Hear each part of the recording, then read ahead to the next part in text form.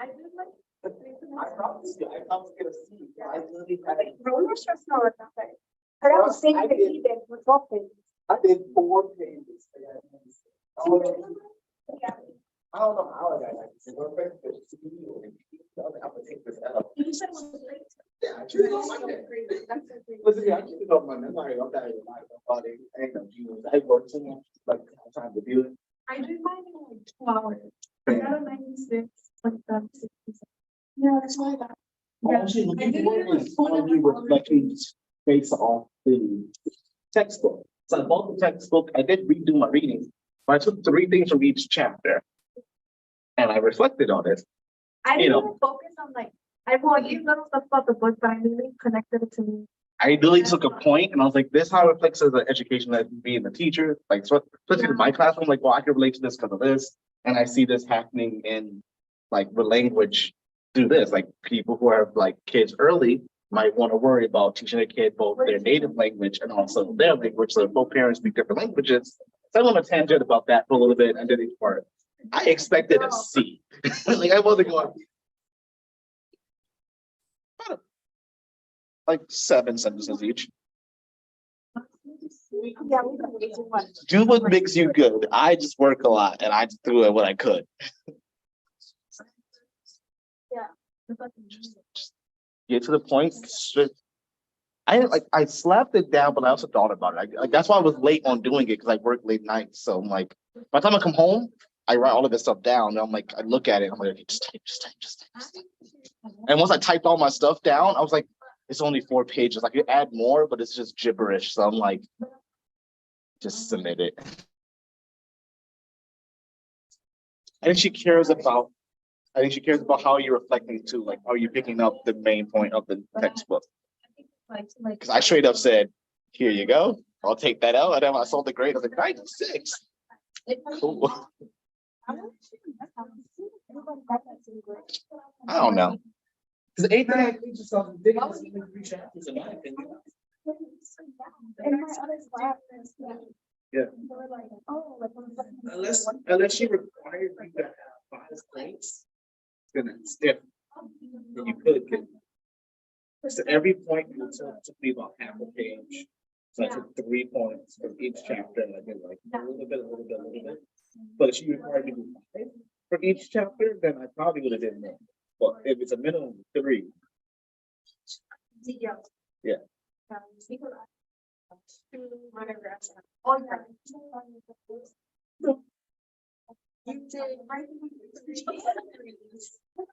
I summarized the chapter, each chapter, and then I did pull quotes from the chapter as to the, and I went over the quote and how it relates to teachers or like education or language.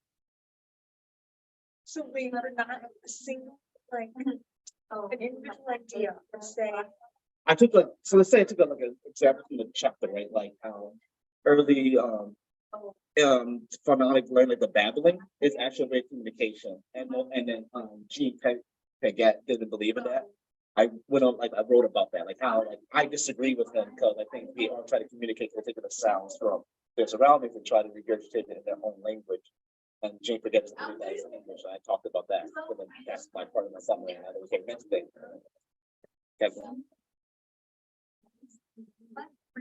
Yeah, I did. Each point I grabbed, I reflected on it, and went to another point. Yeah. So I just grabbed like point from the chapter and I reflected on it. Next thing, here's my second point of the chapter. Here you go. That's all it is. That's literally all I did. I grabbed 3 points from each chapter and reflected on it. I didn't know what it looked like because it said have 3 points from each chapter, reflect on it. So I was like, okay. I reflected on 3 points from each chapter. Yeah, like no, I did all this one thing. So each so for chapter 1, I said, here's here's a summary of the chapter. Here's 1 point from chapter 1 I really found interesting, or I think reflects this. Here's the second point from chapter 1 that I found interesting and reflect on that. Here's a third point for chapter 1 that I found. Then the chapter 2. Chapter 2 talks about this, and this is the theme of chapter 2. Here's 1 point that relates to that theme that I can reflect on the outside. That's no, I did 3 for each chapter. Yes. He did 3 summary paragraphs and then reflect on. Yeah. Where we did a summary paragraph, summary. Yeah. Yeah. It was confusing. I didn't know how. I asked people how they're doing it. I was like, no, I do it lively.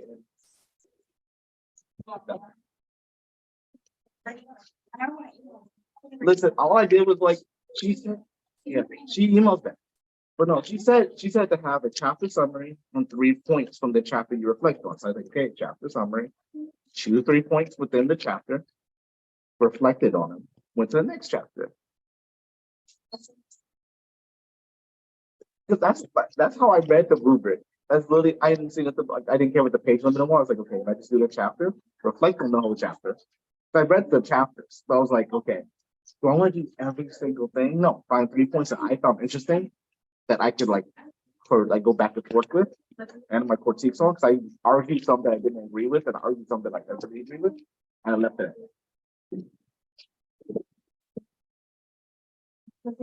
That's why that was like. I tried to get it. It wasn't making sense. It was only me writing just the right. Dude, that was the lower grade. I was looking at a 70 or 60. She didn't look at 96. I was like, okay, I'll take this. And I was like, I got 5, 6 pages. I got the whole thing. I'm struggling. Here we go. But yeah, I did do that. See, that's what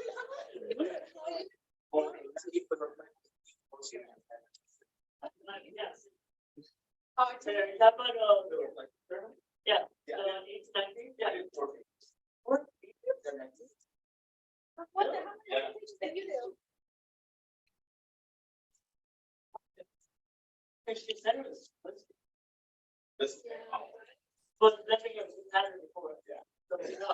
I know.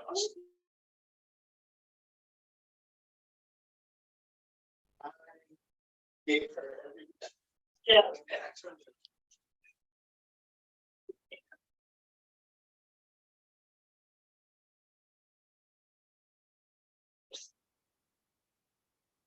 Yeah, so. Let me pull myself.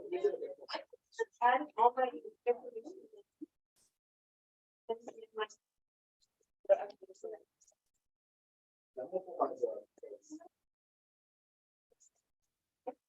Yeah, that was a lot of work. That's why I looked at it. Yeah, mine's 4 pages.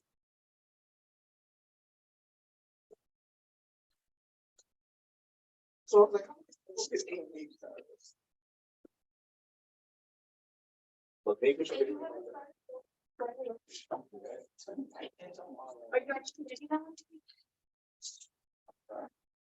Is it could it be any article that's information related to language, right? Oh, I got that. To do that. I'll get 7 pages. I'm just gonna give her the best I got, and she gave me 96. Like I said, I turned it on Monday. Everyone was on the group chat. I was like, I got 3 pages. I'm at work. It is really late. I'm gonna turn this in on Monday.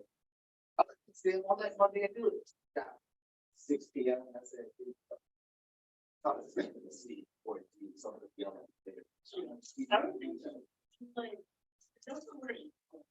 that. It's like, Sean, you know that.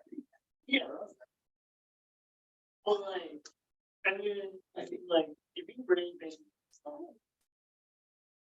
Well, I gave her the best right. Like, it's very common.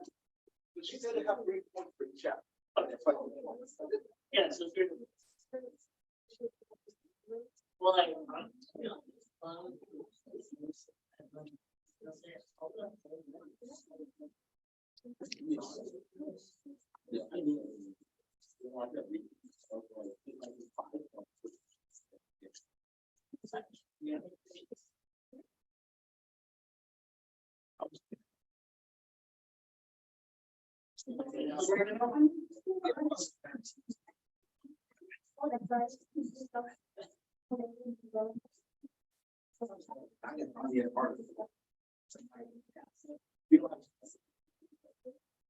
So it's any other.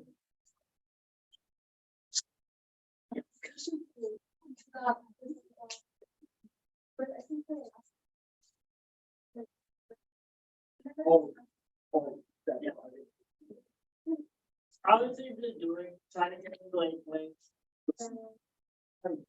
Everything you do in this class is work already. My area manager is like, why do you want to school?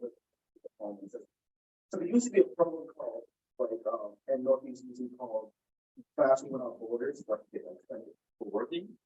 They will let me do it here. So, like, yeah. so, Like, Yeah, I technically do trainings and seminars that talk about the same thing we talk in the class. Yeah, and they won't add a student teacher, even though I teach. we've been under colleges to see this situation. Yeah, but Paul offered it was expensive to them. Oh, Yeah. that's my problem. This is cheaper. This is cheaper off like that. Like, yes, student teaching. It's not even safe to be at the ball. People get money all the time. But yeah, no, like student teaching, technically, I shouldn't have to do. With all my other coworkers, did it years ago, 2010, they didn't have to do student teaching because like they had. Yeah. Once they changed rules.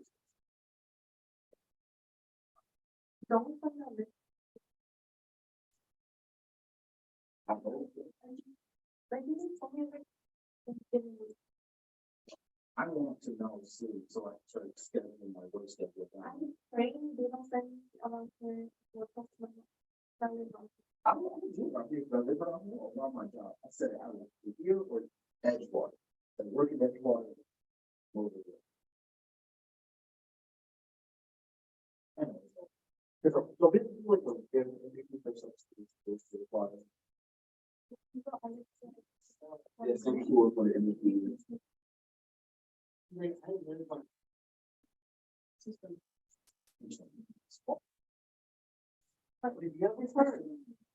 That's all. Yeah, no, that's. And if I, wherever I go, my goal was one trade. And you don't do that all. But you do like, to make sure, like, to be honest, you know, so that's it. That's exactly.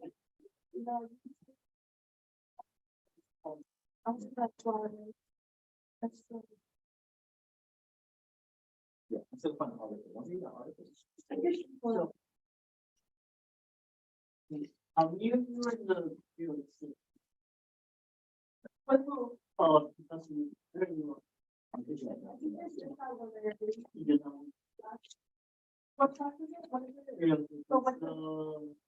Reading one. Yeah. Well, to be honest, We have to do the paper. That's like 7 days, we do that.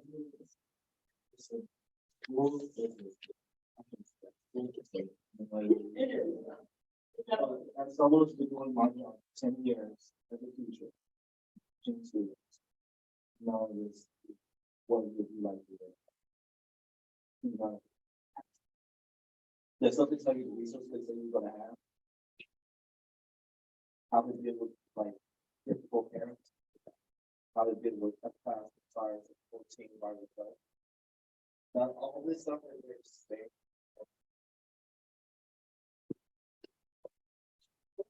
I deal with a lot of teacher Here we go. Emotional support. Please give us-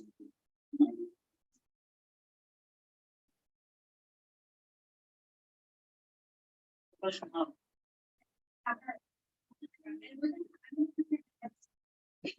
We have. Oh, she loves it. She loves Do you have your contact number? You don't want to. No.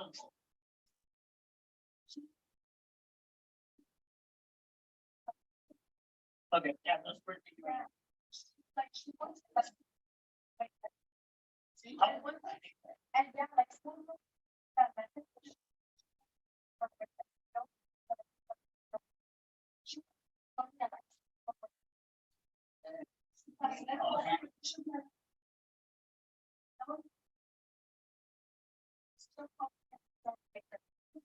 Is it less awareness or better results? Take that. Why? Why? Why not get lesson from the one?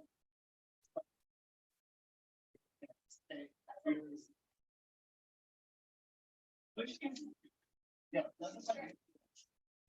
That's fine.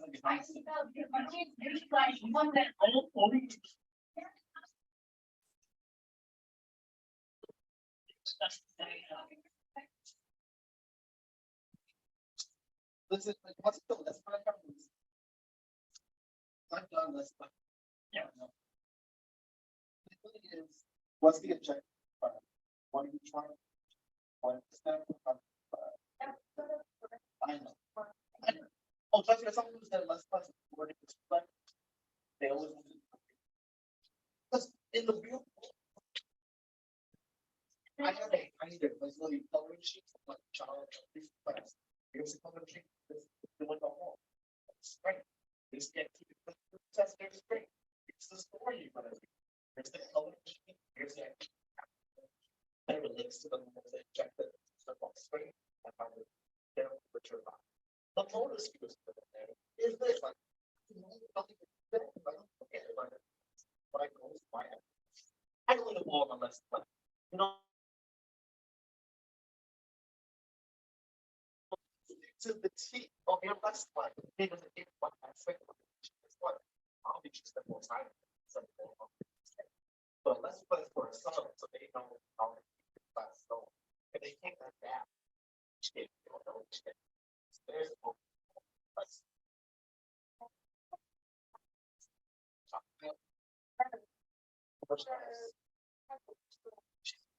I had to take my three, I think the close. Yeah, they take professor. She loves, she hates me, but she loves. He definitely. But like she hates me in the sense of like I'm like going off. She knows that. Respect.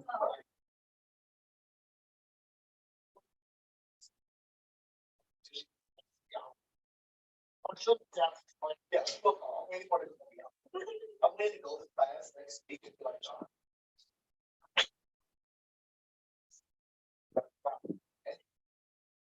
People do what for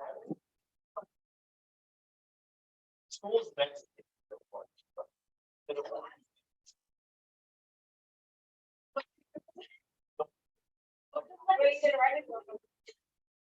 I don't care. I just want something to say. But someone got to break into my job. So what I have to do is this guy was the actual drug. Someone, I don't think he walks.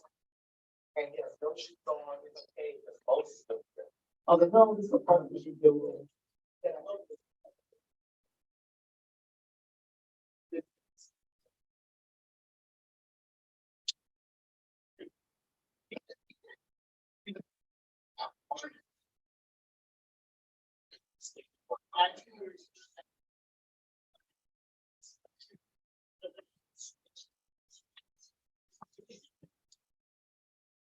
What you gonna do? No problem.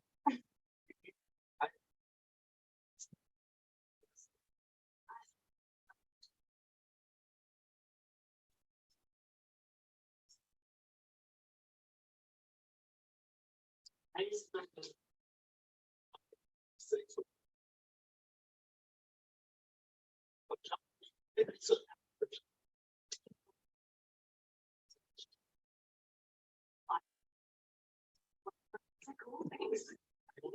I feel like we're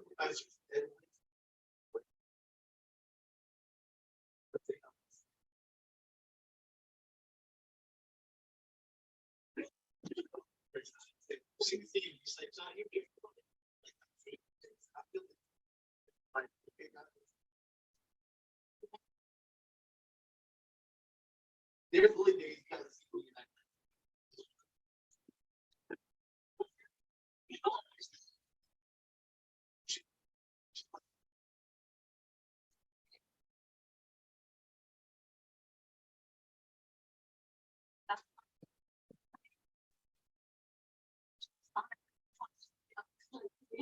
You got a runner.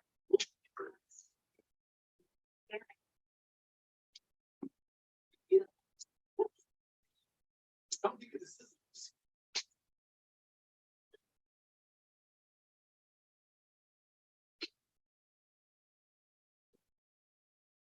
Because this is one of my favorites. Yeah, good luck.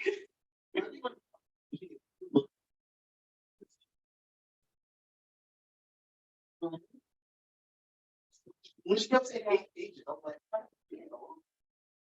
Oh, sure. That's why I was like to everybody. Look at that. Sending me everything. No, I know she said it'd be fine. So I'm looking at my paper and cried. Like, and bored. He looks at her like, wait, he said, nothing.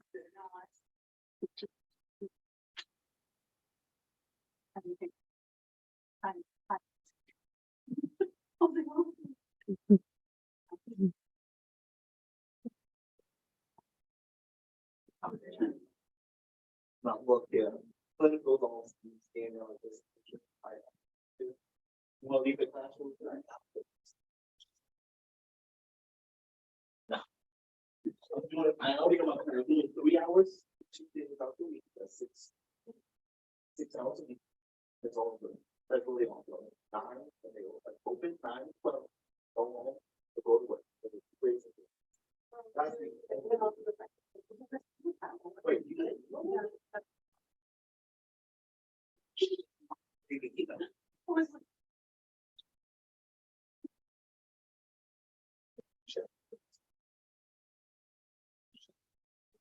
My advisor, the professor, you would say like a meeting like 2 weeks ago, had to get the response. I'm just at the water here. Like, wait.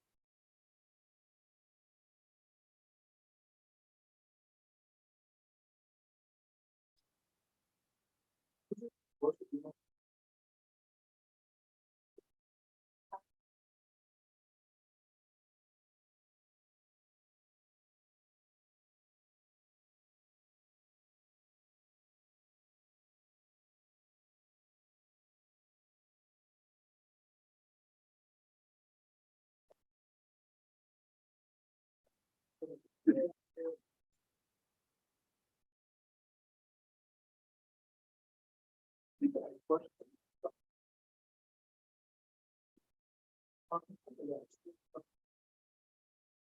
I did ask this question.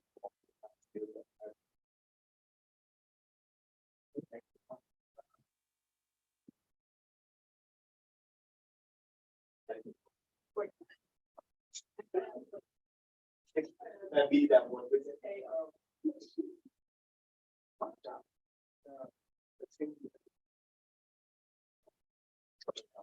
I do that same. Thank you.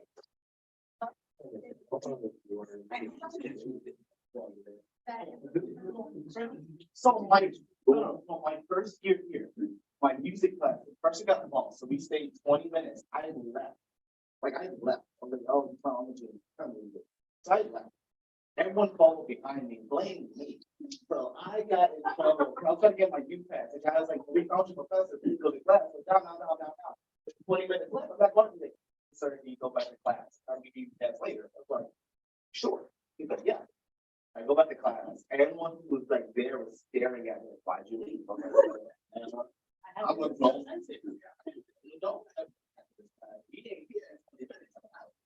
And they all stared at me like, we pressure, we just feel advice and then they, let me be me. I want the boyfriend.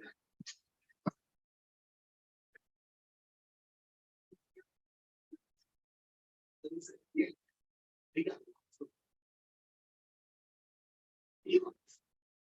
It's. Chips have been baking all day. I've been baking. They say you make one of the shows.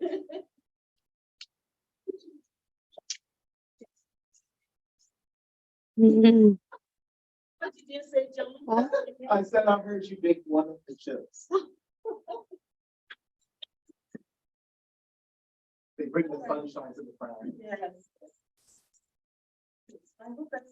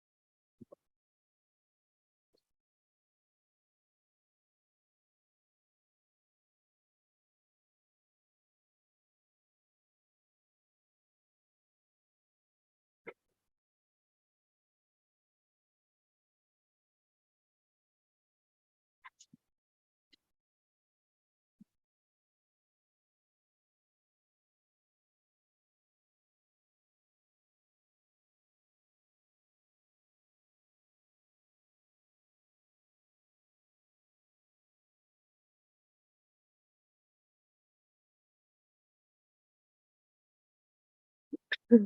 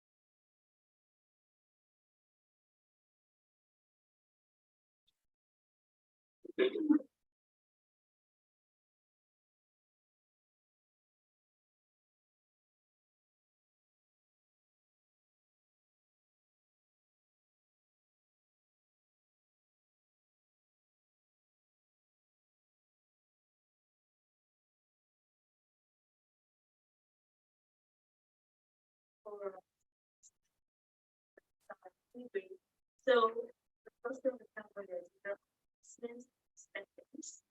So just keep going.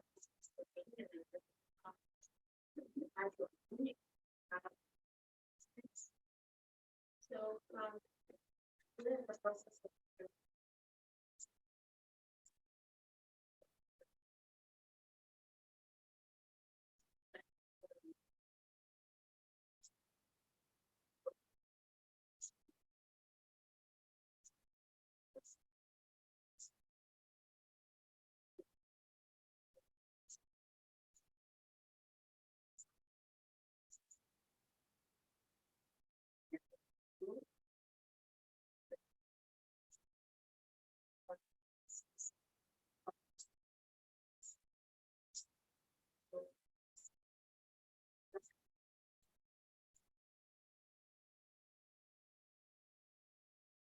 so we go to find this.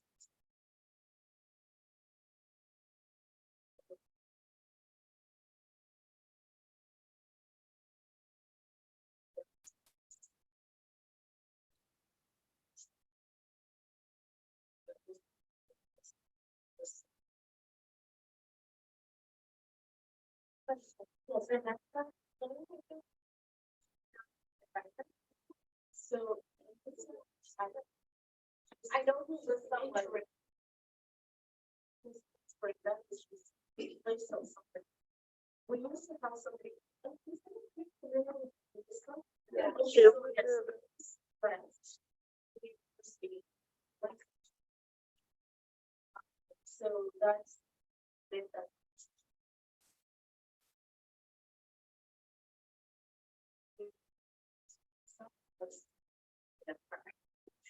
And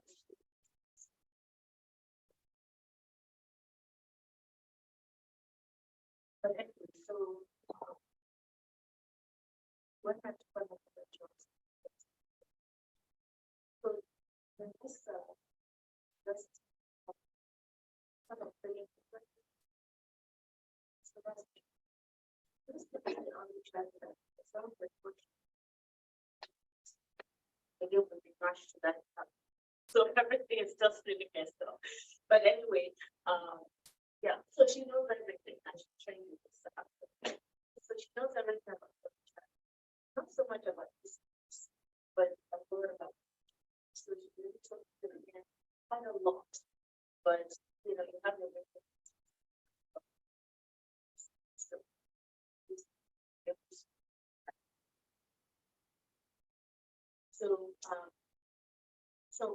once we hire this person. Some of the trust fund. That's.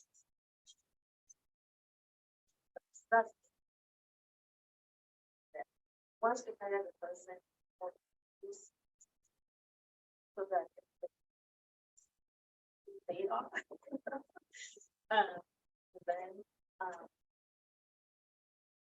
we're just looking for. Person.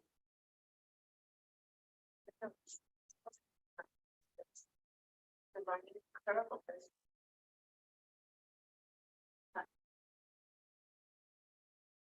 All right, then, does anybody have questions about clinical experience? Have you received emails from Kate Whitehall?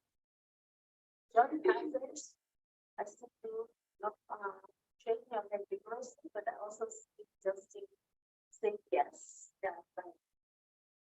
Okay, anybody else has a received anything else? Lena, you haven't? Nothing. I haven't seen it. I checked with you. Okay. Yes.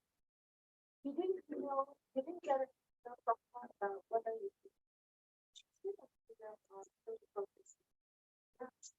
What did you get from it? Well, I got one recently about applying for the next one. Yes. Yes. It is. Yes. That's it. So, you want to put it, please. Just make sure that she knows the anything. So did you get anything about the first one? First one.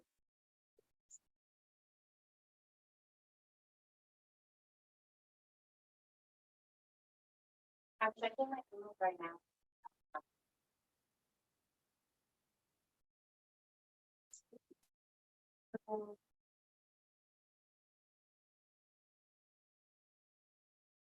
Okay, so I took a break last semester, so if I hadn't, I would have gone through. And I was supposed to put my clinicals last semester, but I couldn't. But I didn't get any potential, but the first week of January.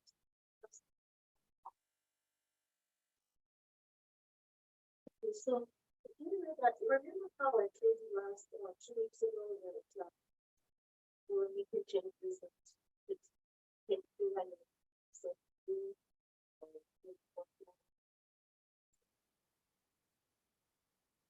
She sent her in your face.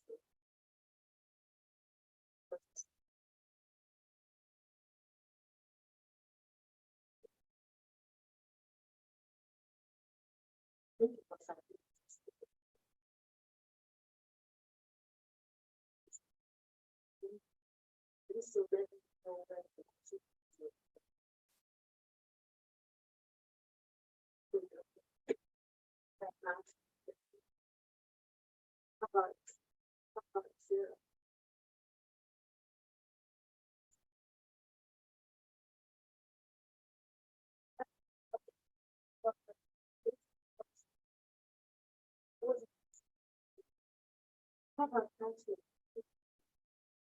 No, but I'm also only on block one.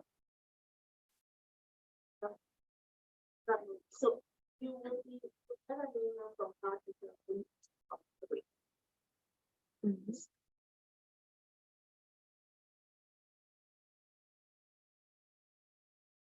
So let me send you some of the things.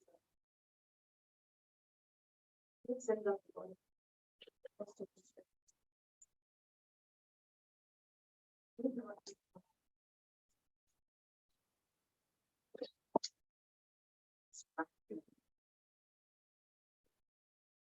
So keeping my thing forward and to make.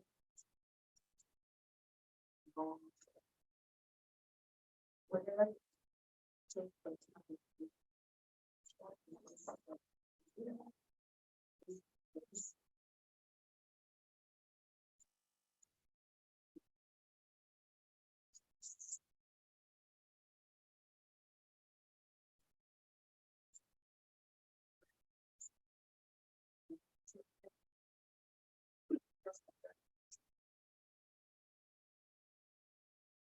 Send them out.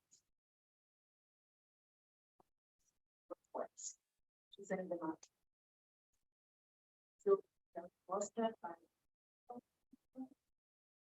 Storage.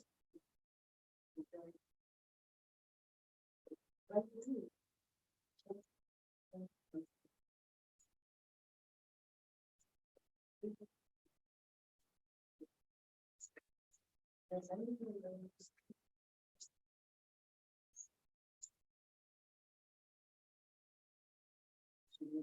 people will read that we just have to do it and formation of the product. You know how to explain it. Something like that.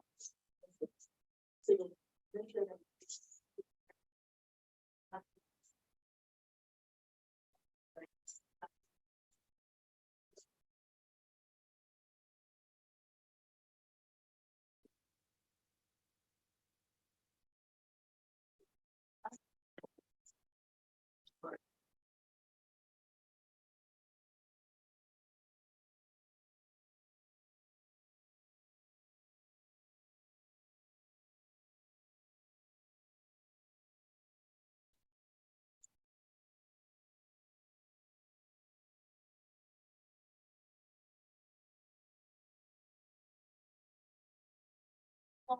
What should I now shut up?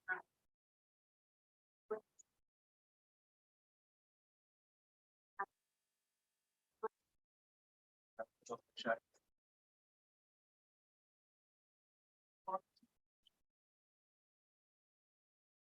Last. And I'll have this whole stuff that I have.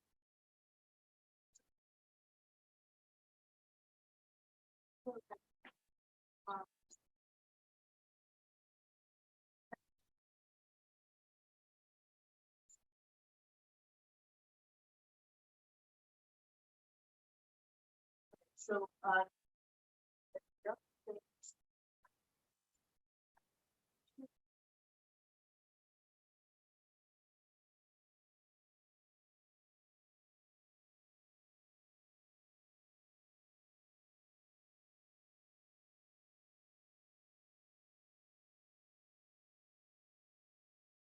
not the comfortable.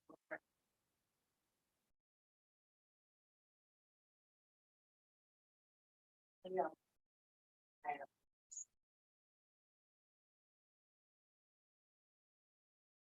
know. So please take time.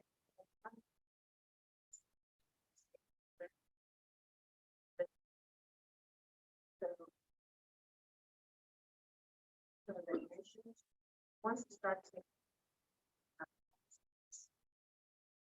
Science.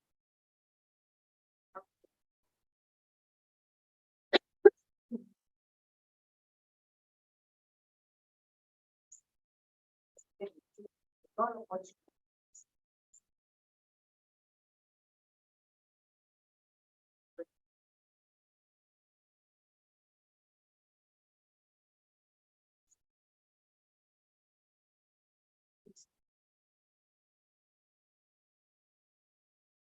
Passive. Tools. Because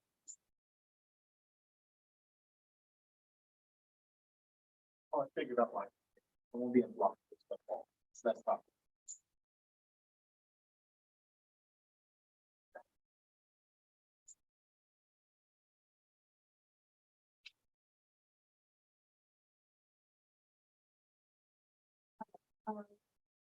now, for your HMS, please think about it. How far. I'm done. Not finished. Looks like that's the one. So many activities. I sent it to my nephews. So. It's not important. No, they live all the way further away from me. I dropped it off. I dropped it off to my mom dropped it off. Pictures. You said to do like you said. Just it. One of okay, yeah, but you're thinking about it. Okay. Okay, don't think too long, okay? It's not. So on our schedule, I said that our students got conference Sunday today. However, we're going to have a guest presenter on Thursday, getting some teachers, the experience. Worked with parents for a long time with this, yes. Sounds like that's helps us. And then when they come, we're going to just do a simulation for stuff. Some of you are very familiar with that, some of you are not. So when they come, the next time we need to face that's when.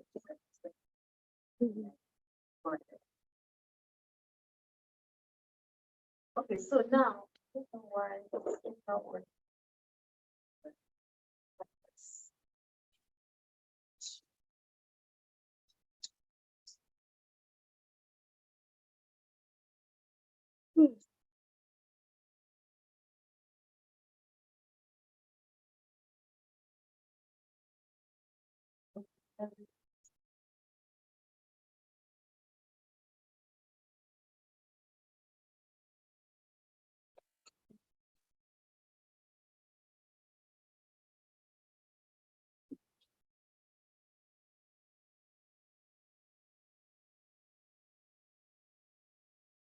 But anyway, please open your YouTube. Pictures of the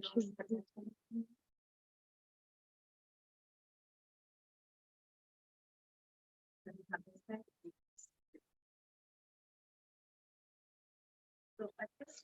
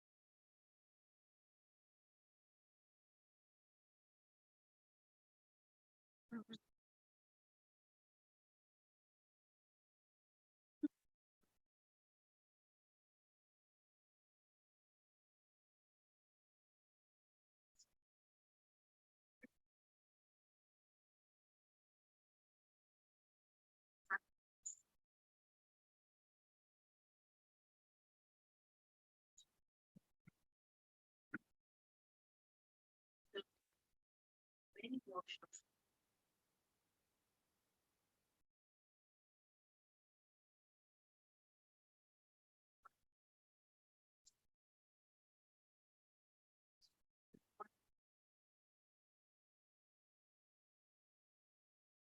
At the workshop. I did not have the thoughts, this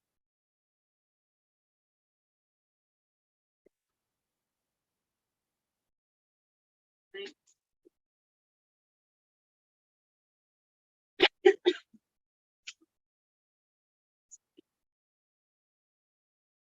So I think it's not that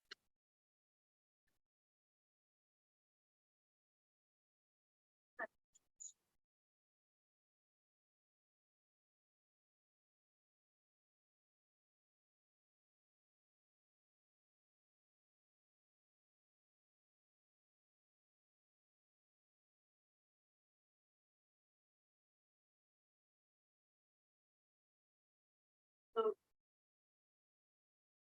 you're supposed to mention every time you look at it.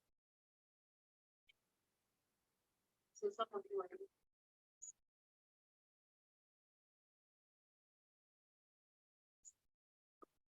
some of you are so for those who are not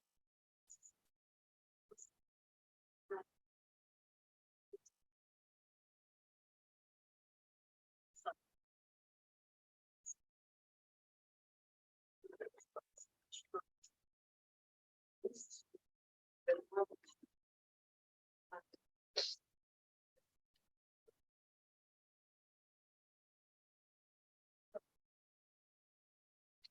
so you need to respond to it. So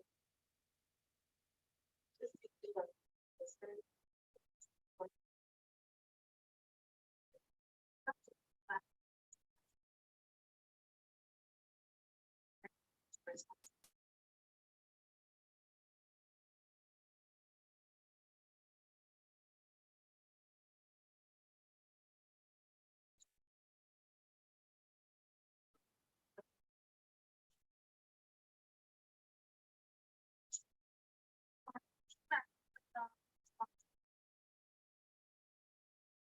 So the rest of us.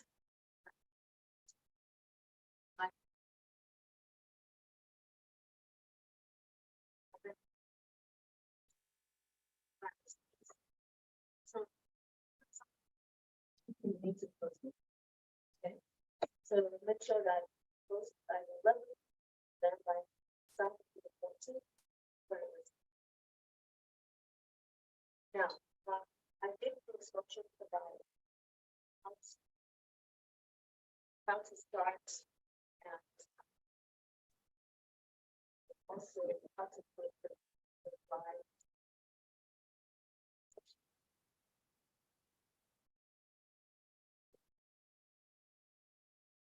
But first,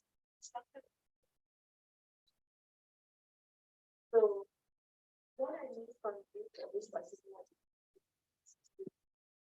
first of all, you need to put the link of URL.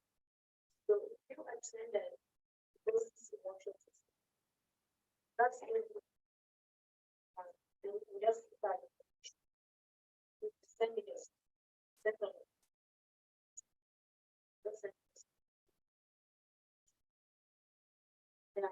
So what you have to do, what you send me the URL. Send me the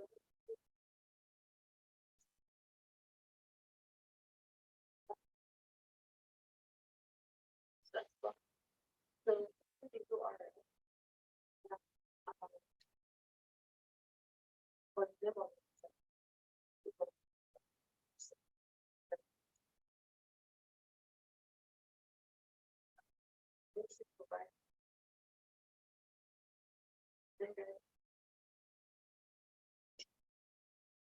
You need to provide a summary of what you have.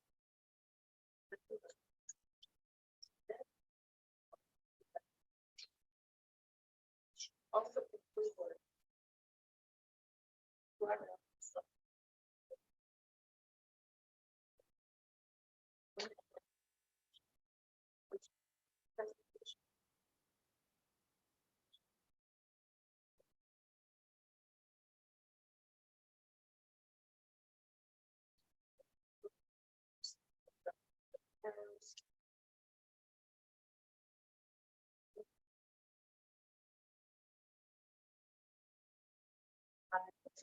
from the different document, so that you can see what I'm looking for when I post. I'll make them.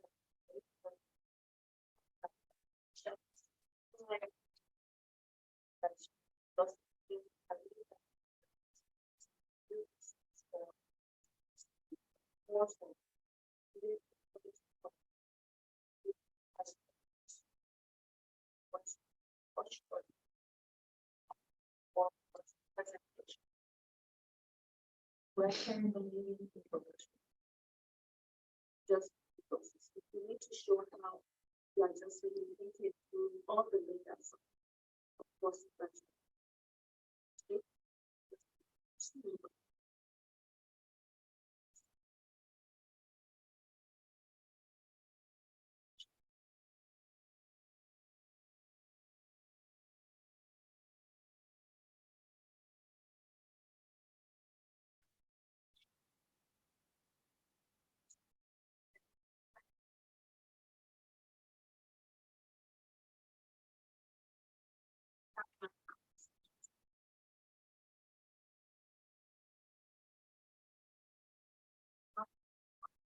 like that was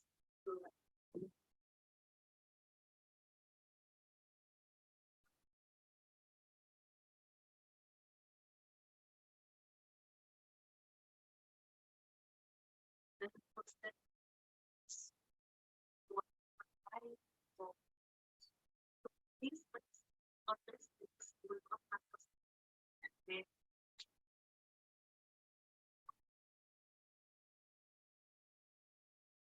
So I have to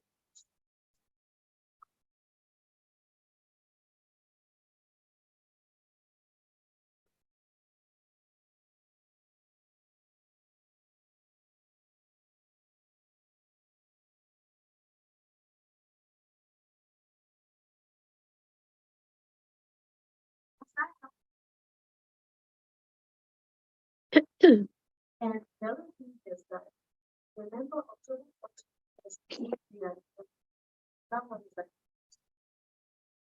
Conference. So this is going to be another option for cannot go with your work.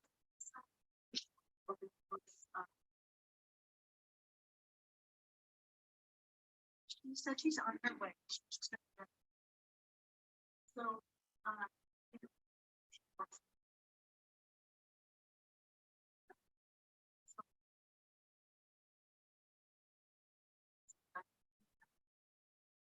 That's why.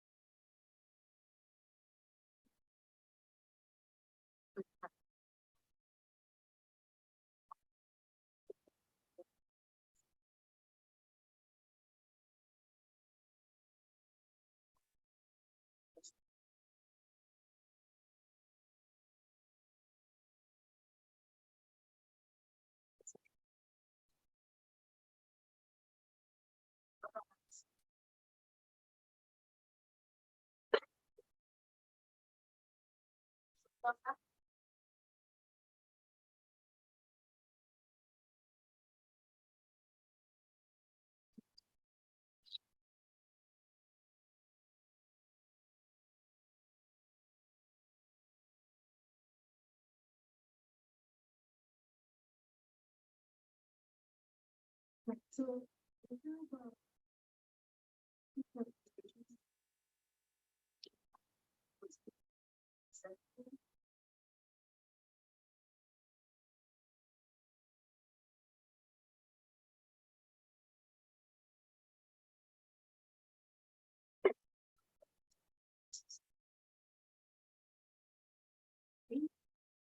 How to feel.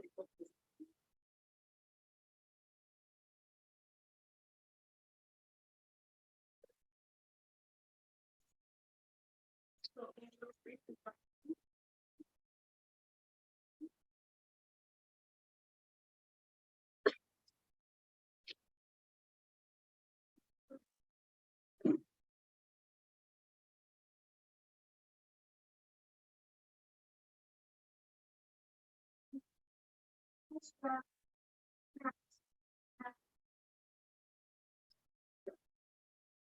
and Chicago.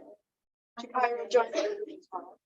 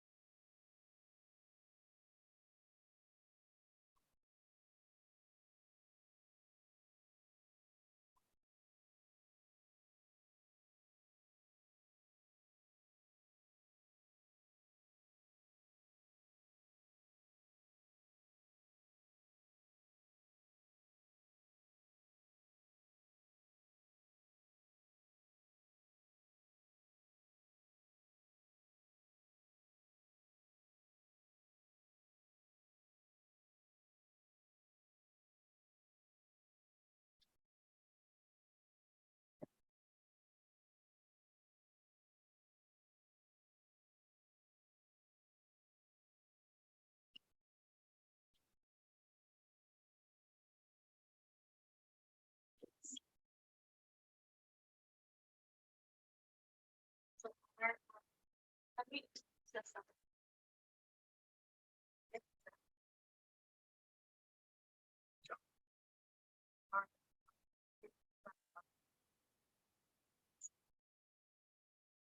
So overall, something about the course, talk about, how the country started to show kind of country, the difficulties that, immigrant families might face when it comes to it.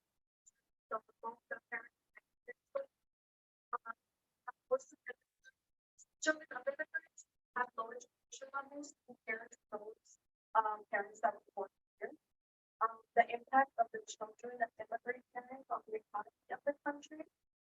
Children with immigrant parents are most likely to end in poverty, and with future recommendations to help immigrants with the country. So something that the article really wanted to talk is, talking about how immigrant families come here to the United States to offer a better life for their children. So the parent also found a lot of motivation and to work and goals of pass to their children as well, which was the did show that children of immigrant parents did show to be very dedicated in school, especially in elementary school, be motivated and be less involved in any type of violence. So the parents influence has huge impact on the life of the children.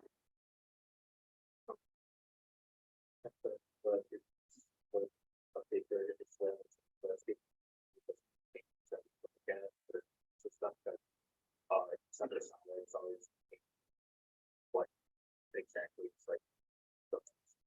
Other immigrants, they come from this. And so often I use the family care life children, but which is more of an assumption. That children would not the same education would, but it's a popular trend amongst it, so it's just that nothing the children is like concrete. It's just that it's just popular. And the question I had reading this article was that the recommendations, some of them I really did enjoy, like the fact that it has programs that help keep the minority children in school later, teach them English, but also teach them games, socializing, and make them feel a part of the school system. So I'm very critique that I noticed. We don't do it very often in this country as good as we should. We're having after-school programs, not just like basketball, soccer, or no like in high school, you get the ethnic culture groups, but we should probably start bringing that into the middle school. But I think that's a cool idea to give them their heritage still, and teach them English, they get to feel their culture. So I think that's a good critique, like a very interesting thing. Because you can also push that English to them, but like you can help them still feel like they represent themselves. So it's a good like thing I read in an article. A disadvantage that was also mentioned is that even though immigrant families tend to get really motivated in school, they also face disadvantages such as low resources, low income, immigrant families settling for jobs that people from here really don't want to settle for. So it does going to a lot of like life factors.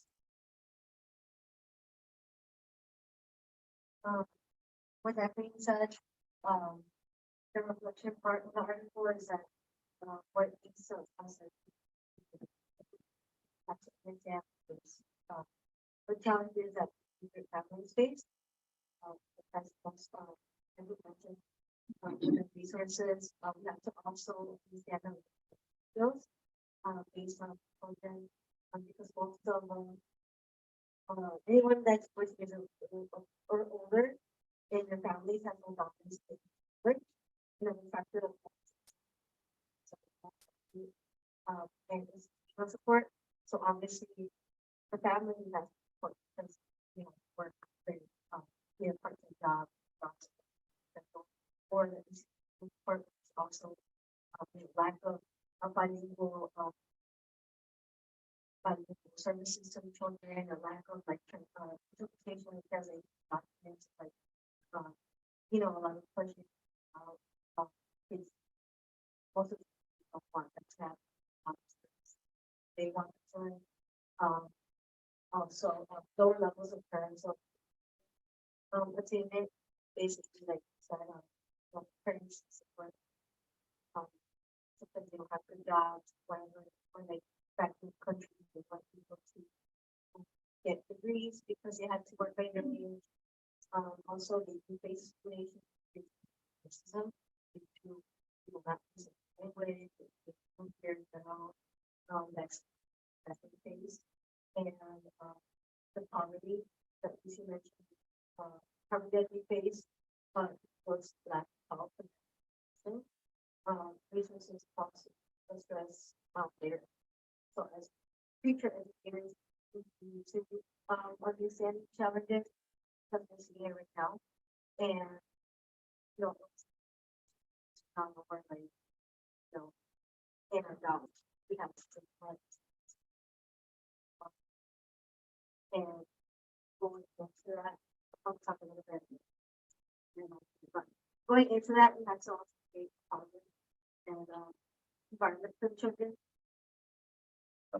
So the importance of teachers to how we help this situation is reflecting on our own attitudes and prejudice towards linguistic and cultural differences. So like make that in simpler terms is like we're going to have different cultures. So it's like we have in this class right now, different people, different backgrounds, language wise, heritage wise. So we need to be mindful as a teacher, the one up here in charge, that you can't let your biases to a certain way of doing something detect how you teach the children. You can't say, no, that's wrong, even though to them at home, that's a way, be like a simple thing like South Pacific or Asian culture, they don't look you in the eye a lot because they're saying it's disrespectful.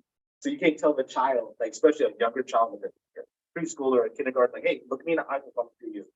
Show respect to them at home. That's not respectful. You have to be mindful of those things when you're a teacher. You have to be mindful that this culture doesn't do that out of disrespect. They're doing it to show you respect. So you have to be mindful of those prejudices you have in your head. Create a positive classroom environment. Pretty self-explanatory there, but you want to be welcoming of all people. Try to celebrate every student in your classroom of who they are as a person they walk through those doors with. Electing literature from different cultures, dialects in the classroom. Try to my best example was I read like this Life of Chocolate or like something chocolate bar, like it's called Esperanza. And that was a different culture brought to me through just reading in 7th grade. Doing stuff like that as teachers, bringing in like cultural influences through what you're reading to the students can really help. You can do it like Chinese New Year happened, maybe read a story about Chinese New Year. Like those small things will help create a positive environment in your classroom. Modeling curiosity and interest in other language and dialects. So the things we get into, especially us, like I know I get into a lot of work, I say English only when I hear kids talking other languages, but try to have a moment. You're talking in Spanish. You translate this word from Spanish to English to make that curiosity. So maybe the other students will ask like, kid, how do you say this in Spanish? How do you say this in Mandarin? How do you say this Tagalog? Like those type of things, like add curiosity to your classroom. Including classroom materials that reflect diversity. So we do you do Memorial Day, 4th of July. You talk about these things, but like you can maybe talk like the Mexican Independence happened, maybe bring in a Mexican flag, have a little video about it. Nothing that keeps your whole classroom dedicated on it, but having that small moment of time to just discuss it in the classroom. Welcoming parents to visit your classroom. That's always a giving, like especially if a kid that might be struggling socially, maybe not educationally. You know, send an email out in your parent like newsletter, say, hey, this day is open for you to come to your child's desk or classroom. Join parent like program pickup. Have a time for the student just to talk, parent talk to you just about the work in the class, but like exclude the classroom, show their work off that's on the board, or like have examples of their work so they can say like, oh, this is where my child goes every day. You know, have them feel like they're welcome to come in there, not just their child. Encouraging parents to share their culture and knowledge with their classroom, you know, especially because we're doing early education, you know, you can have a career day. You might be able to fit that to your lesson plan, have parents come in and talk about the careers they teach. You know, like having parents maybe chaperone a field trip, you know, you go on a trip to the zoo, have that time for those parents introduce themselves, what culture background they're in, or maybe they speak at home, just those small things like that can help. Aligning the student's first language or dialect as a valid form of communication. Even if you don't speak it, just say, I understand, like a simple phrase saying, I understand you speak this at home, but here in this classroom, I don't speak that very well. I speak mostly English. I understand you don't speak that well, so we'll try our best to communicate with one another. You try your best to speak English. I'll try the best to speak in whatever language you speak in. Just try to give that give and take to let the child know that you're not dismissing them, that they're trying their best to communicate with you, and you're gonna try their best to communicate with them. Don't get frustrated when it's stuff like that happens. Like just be open-minded to it. Learning about the student's home language or dialect, X, like we have recess or lunchtime or any like special quiet time with the children, like in reading, if you have like reading time on the rug, you can talk like, hey, we're reading like Three Little Pigs. And you can ask somebody, how do you say Three Little Pigs in your language? And having time to learn how they talk at home. Because how you learn how to talk at home makes them feel like you are being like a parent or like a cousin or an uncle or an aunt to them. And they will feel more comfortable with you and feel like you care about them as a person more than a seat in the chair. Providing many opportunities for students to engage in conversation discussion. Have many groups.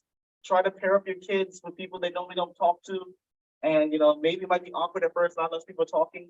And if you hear quiet during those group conversations, walk around the classroom, sit in, help them do conversation starters, icebreakers. If you get tired of hearing all the time, icebreakers will help with that. Providing opportunities for learning through hands-on, exploratory, and experimental activities. Try to have more like set of pen and paper assessments. Try to have more like come up and teach like how we're doing right now with this presentation, where we're being teachers and presenting to you. Have like the other children have a chance to be like, come up with your counting blocks. If you're doing a math equation, show me 3 counting blocks and then say, what do you get me at 5 more? Have them count them out. And it's 8. You have them have that chance of doing the math themselves instead of just writing down the numbers. They're visually doing it, or maybe they're trying it out with different ways, just pen and paper.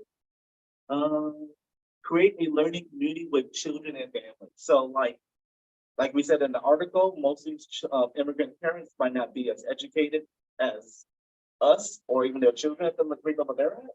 So provide a chance for them to be able to teach their parents, or their parents can learn more beside them. Maybe send extra, not homework, but like have home activities like we're doing for our project. And like, hey, learn together with your child. We're reading Three Little Pigs. Maybe have like as a homework assignment or assignment from home that read it together, a page or 2 together. So that way they're learning English alongside their child. And that leads us to teachers can show a deep respect for each child in their classroom by having interactions with the student. They can clearly communicate their regardless of color, heritage, social class, economic level, all children in the classroom have an equal access to resources. To sum that up, to make it very simple, just treat every child like you want to be treated outside of this classroom or in life. Have a moment with them, even a moment of just saying good morning, how was your weekend, high five, like those small things. If you do that, the child will feel respected and they'll respect you, and you create a culture of respect in your classroom. Right, so as a teacher, it's important to take every child's cultural background into consideration to ensure that the child's Question. Yes. I'm so sorry, I forgot your name. Yes, Yaritza. You mentioned something earlier about push and pull out time and how, even though that's such like a crucial moment for them to get early language intervention, it does take away from like core subject. Did the article give you guys any strategies or at least ideas that you think you would try to implement to help aid those children further? This is like, yeah, for anyone too. So it gave us resources, like I said, I talked about earlier. They gave us like after school activities because it is hard to do that push out. So those activities instead of being very sports related, maybe in the middle school or early childhood range to be more like activities you do at school, like fun and games. Like it's like you stay for 45 minutes in school, especially when the parents can't pick up right away. They can do like checkers or Uno or flashcards with English in them, and you slowly they're having fun. And I think we've had partial class time period, but they're still learning that language fast. So I thought that was a really unique way of doing it, instead of trying to like find a way to find time as future teachers to fit everything in one day. In the day for those kids that really need that extra help, they also need a place to go. When their parents get pick them up, they can be learning English and having fun and being safe. But when they get picked up later in the day, the parents doesn't feel embarrassed either that they're picking up their child at 4 o'clock, wherever the kid left at like 3 o'clock. They can feel that their child is safe and they're still learning and having fun. But yes. Hope that answered your question. Doesn't it? Yeah. Okay. Any other questions? Questions in class? People in the class are too. How many of you are teaching right now? Some of you are in school, right? How many of you are experiencing? I mean, it's all of you trying to have. You know, what? So what are your experiences? What John?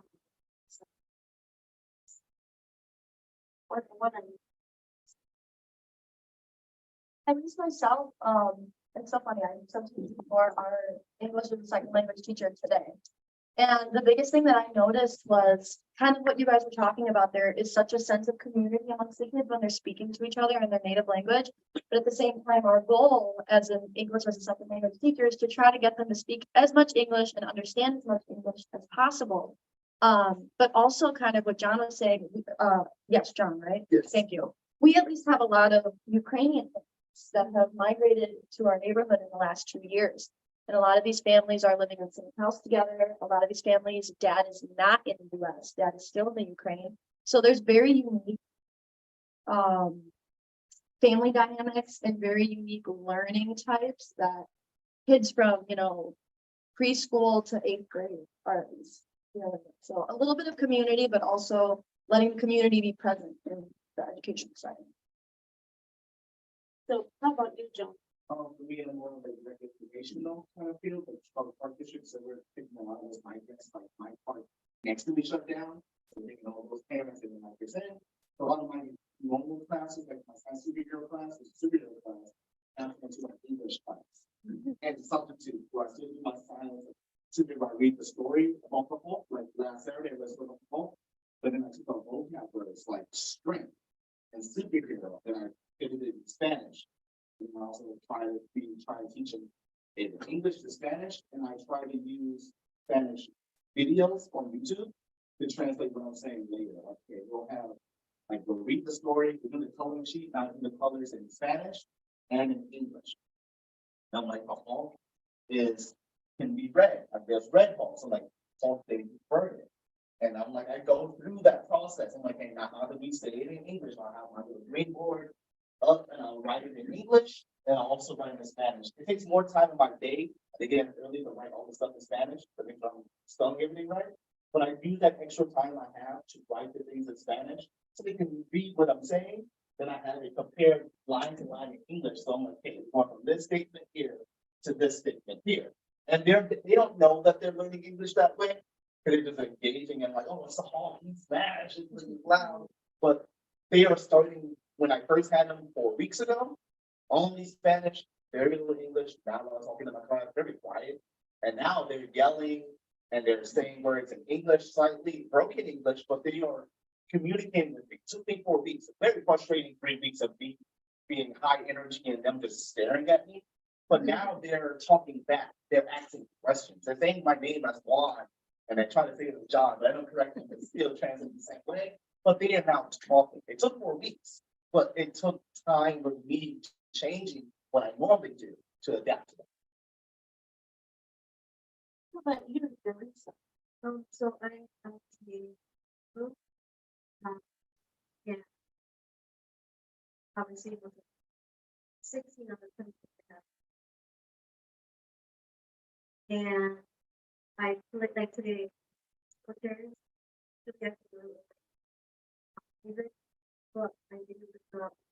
But stop. Yeah, the kids start memorizing.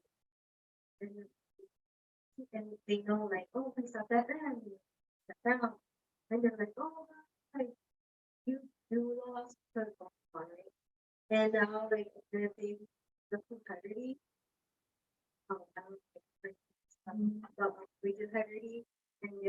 really good. I'm surprised, really good. So they're making a connection, and I know like sometimes you're like, oh, like I want them to understand, or like I want them. At least me, I understand because they don't, or like I want to get to the stuff quick, but patience, it's a lot, and like that's what like John said. It's exhausting. For 4 weeks of like you feel like you're not making any type of connection with the kids staring at you. But now like look, he made it work, and like now I'm making it work with the kids, and like at the beginning, like 2 3 weeks ago, they were like saying, "Oh, it's Spanish," and saying, "Oh, say it in Spanish, they don't understand." And obviously, we're there to like teach them and like know that that's not their first language, but doing it in English and all that stuff, like we also have to respect their first, because it'll get to the point where they'll learn English, but also not forget their stuff. It'll be It gets easier. That's the key phrase of it. It does get easier. It just, And all of you are taking this. it's, So there is that period of people's learning. it's So very. when that transition period, when they're just taking.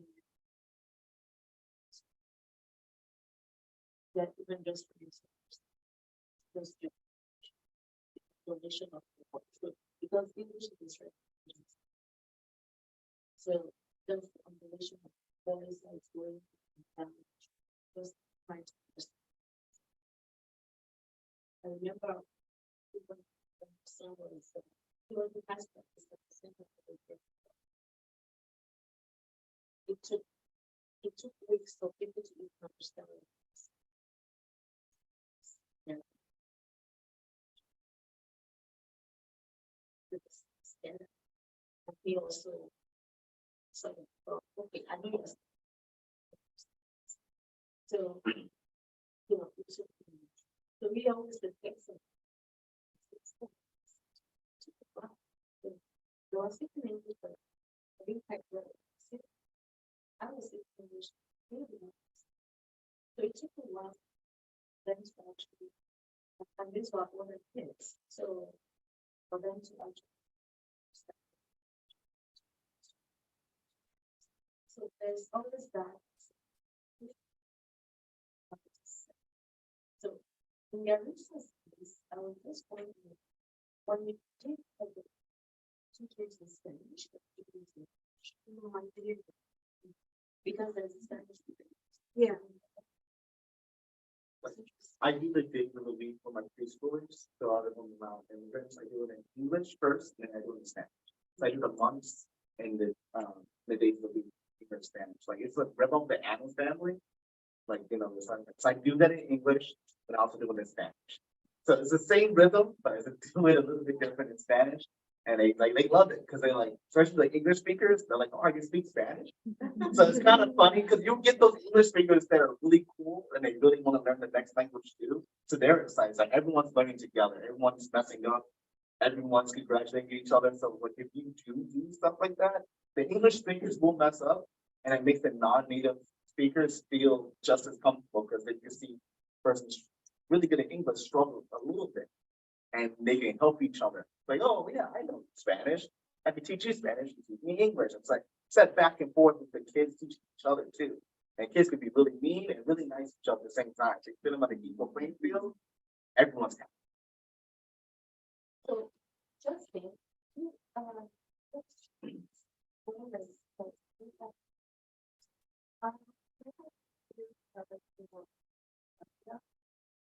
but we are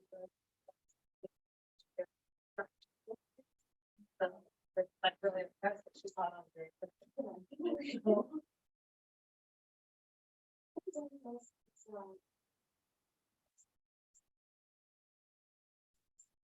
The Vespasians, I have a lot of them. Because we have one of the shelters like 20 minutes from our place, from my part. So we get a lot of them coming in asking for English programs. Sadly, we can't give them to them. So what we did instead, because we're not teach English courses, we have now adapted a lot of our like, physical education classes and stuff like that to like English classes. where I'm like, I will give them words, like a 2-syllable word, and that's 2 push-ups or like 2 jumping jacks before we play soccer. So I'll do soccer and I'll have them name teams from Venezuela, play in Venezuela, and then I try to teach them American player names as well. So I try to adapt to that because we're not a school, we're more artificial, where it's recreational. But we have been adapting because they've been a very big need now since the summer. So then when we're coming and shutting down Broadway Park, English classes, which is now allowed to do that. So we as a park decided to change our curriculum in a sense of adding English games, English vocabulary games into our just situational situations every time we're active. Because like we can't really, we're not allowed to do something true in college, do, like for the English courses, but we still teach things like I've had like adults too in my program to learn English now. So I have been teaching them English, teach them computer skills as well. So I've been dealing with a lot of like preschoolers and not like 35 and up people trying to learn English at the same time. So it's been a very new thing for me, which is why I've been tired a lot. I've been trying to change a lot of things that I normally do.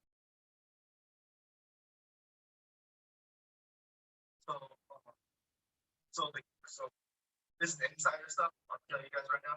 So the shelter that they have, they took that building from across from us, and the coordinators there are sitting on a program that's nearby.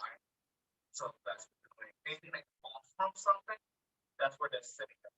They have a streetlight where they give them. So the park districts are 20 minutes away for classes, financial help, places, and a lot of just childcare. But they're asking us in reference, like with coming from the governor and with down on us, like teach them English as well, trying to get them ready. So our goal is to get them ready, so they are going to see yes. They're going to be here for a while. So in that in-between period, when they officially get all the documentation for CPS, we don't want them behind. The governor doesn't want them behind. The mayor doesn't want them behind. So they kind of asking us to switch some of our programming. So when they do go in like January or like go second quarter, third quarter, at least call them English wise, so that they're not just walking in. That's kind of what they just shipping onto us at the moment in time. It's like, hey, we have all these kids who need to go to school, so many the documentation, but like they don't have no place to teach them English yet. And for like the adults, it's trying to help them learn English interviews and jobs because there's not enough people in those shelters to teach them English to get them job ready. So it's kind of blowing it up. So that's like the internal stuff. But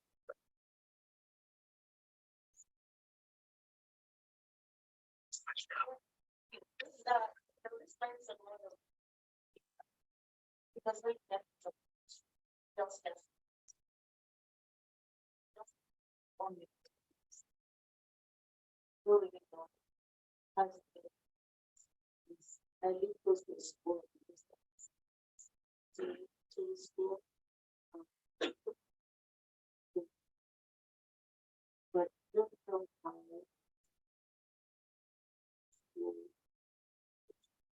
was like all the kids what do they have? Then like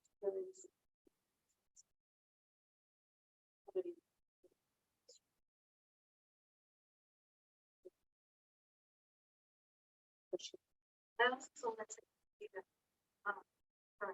my court that you saw last night that players put that like not what school is it against us, but that is it's in like it is a very good people. That's what it is.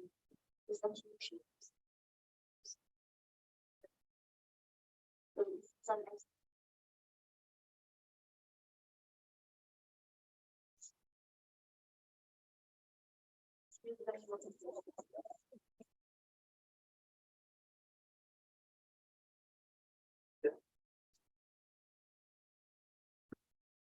perform.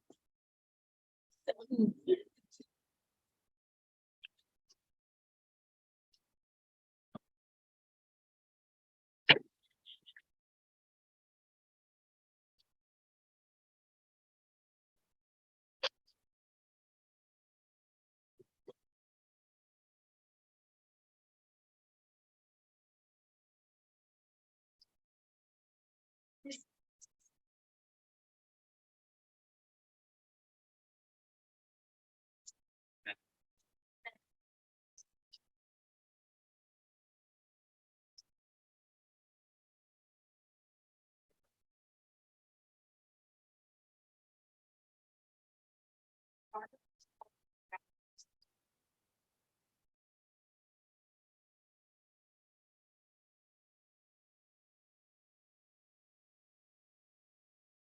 the primary goal of the journal that we read and understand about the father's physical presence in the school setting is beneficial to a student's academic and social emotional needs. Our journal talked about how there are a lot of reviews and a lot of data on either parental like teamwork involvement at schools, but also a lot on mother involvement. There weren't too many articles or data that was found about how dads being physically present in the school system could be beneficial. So that was what the overall goal of our article was to see how the father involvement would influence them. It focused on 4 main settings: fathers volunteering at school, fathers attending parent-teacher conferences, fathers attending school open houses, and then also attending school-sponsored activities like sports events and sort of fundraisers with local businesses. And then overall, the article accessed information from, let's get this right, the Early Childhood Longitudinal Study on children's cognitive and non-cognitive skills. This was a set of data that was taken from a 1998-1999 kindergarten class, and then over their academic career up to 8th grade, they sort of looked at the trends, looked at whose fathers were more physically involved, and then kind of compared to see who was more successful in, like you said, cognitive, academic, social growths. And then overall, the results showed that when the father was involved physically in the school settings, that students showed an increase in academic achievement, such as reading and math scores, as well as social and emotional development amongst their peers, with their teacher, and also just like outside of the classroom, but still academic settings like after school programs, things like that. A quote that I enjoyed that kind of was like an overall summary was that when fathers engaged in more involvement in their child's school, children had higher teacher-rated approaches to learning scores. Yeah, the next thing is the article valid, and overall it said, yeah, it's a really valid and reliable source. The first question is, what makes an article valid? The first thing is it's biased.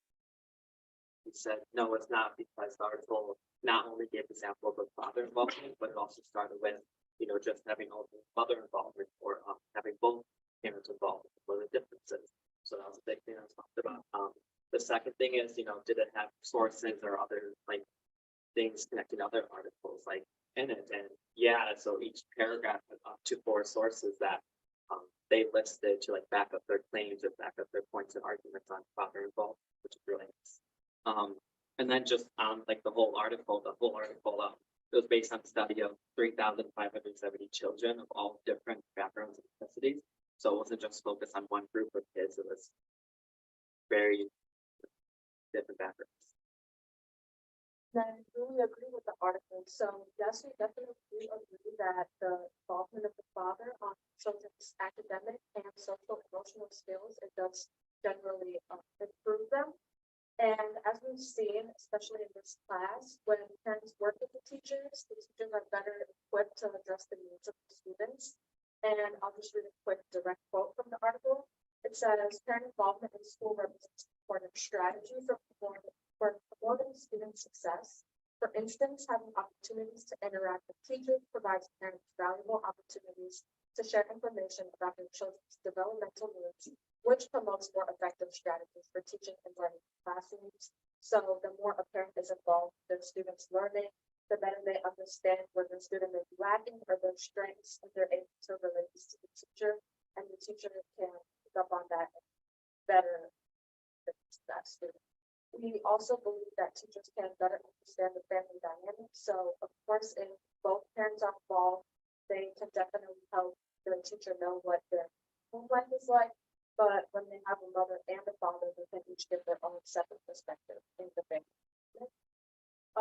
The relationship between a student's parents and the teacher also benefits the student's behaviors in class, which is something that this article covered. And it mentioned that when the father was present in the school environment, they showed better attentiveness, better task persistence, etc. So when a student sees that their parents care and that they're involved in the school life, they're overall more inclined to behave better in school compared to students whose parents are uninvolved or maybe they're missing a parent, they will exert worship.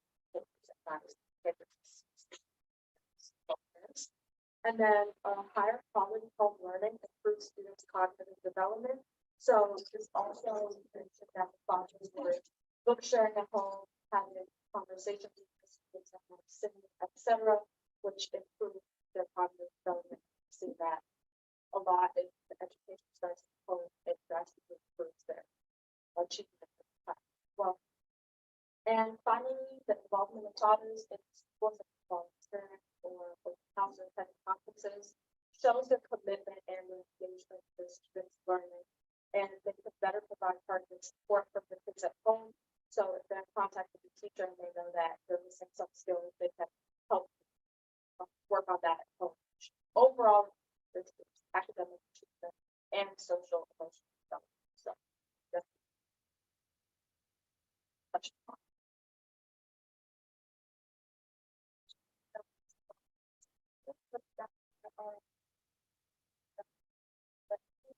So, flexible hours with the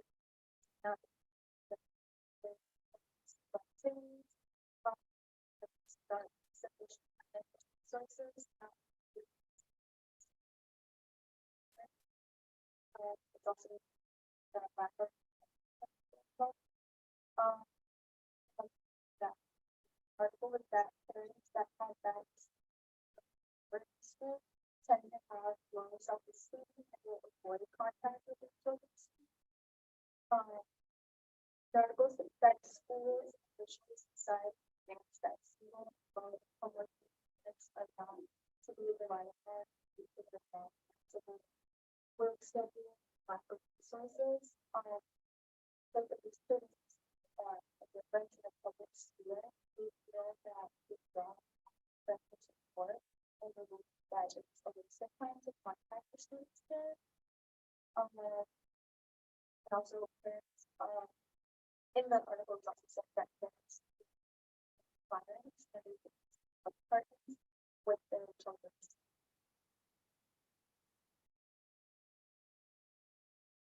The takeaway as a teacher is the importance of the students' academic and social and emotional skills and how it improves the students and their father's involvement by the following activities such as parent-teacher conferences, book reading, singing, songs, telling stories. Children have stronger cognitive and social emotional skills because of the father's involvement. The children that live apart from their fathers are at higher risk of early school failure compared to the students that are living in a two-parent household. Fathers who participate more involved in their children's life at an early age will increase the more advanced math skills for the children at the end of their kindergarten year. Teachers can encourage the children's fathers by giving them more opportunities to be involved in the child's life, school activities such as read with dad, paint with dad, talk with dad, and then problems that the teacher may come from with solutions is like if the student doesn't have a father, we can also like provide like tell them like, oh well, and bring your uncle, your cousin, your stepfather, your grandparent, you know, because like in this time, a lot of kids are like growing up without fathers, gun violence, suicide, or stuff like that. So they can participate in Father's Day and Father's activities too, because they're also bigger in the child's life. Teachers can form a father community that would help them realize that how important that they are in the child's life. We can also work around the father's schedule, because sometimes people come across like parents that are working a lot, so setting out.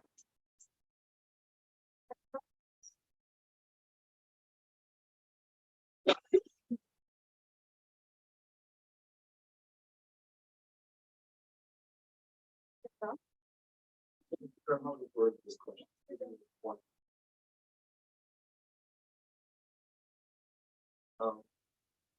You think a teacher, like, and they're not really education, you know, like, a teacher, actually, all of those problems from, what do you think?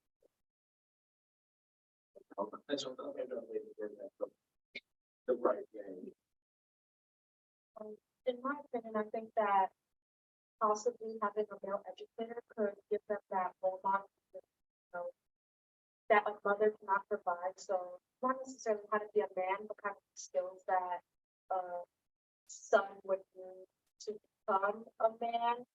But surprisingly, this article didn't really touch about the male educator aspect, or at least I didn't see it, but that's how. Sort of going off of that, in the same vein, a little bit different, I've noticed a lot of families who their cultural heritage and a lot of their beliefs at home are that the man runs the household, that dad makes the decisions, and dad needs to be the one to kind of run the show.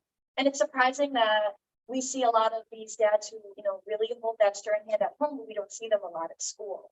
And so I sometimes think that having more male roles, especially in early childhood, would give kids a little bit of that experience that, you know, when I'm at home, I listen to the man, I listen to dad. That's who I've always known is the leader of our family. But then I go to school and all of my teachers are women.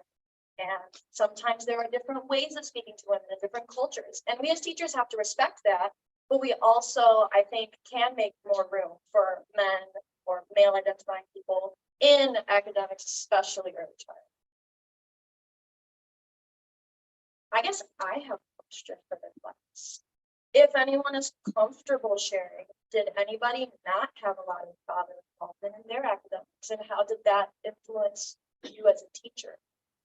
I guess it changed a lot. Well, starting at 17 when I started this job, always got the jokes from parents, so coworkers. I feel like the dad, yeah. A lot of times in the classes, I was like, I do become. I know this more in this job. I very much. I don't yell. The one thing I told my kids all the time is I will never yell. Even when I get in trouble for the phone, I yelled once and I apologized to you. So like I'm a grown up and the guy should yell at you. I'll have kids that really constantly like, I need to cry. And like, it's okay to cry about something. It's like, I really wish you were my uncle or dad. And I want to call you dad.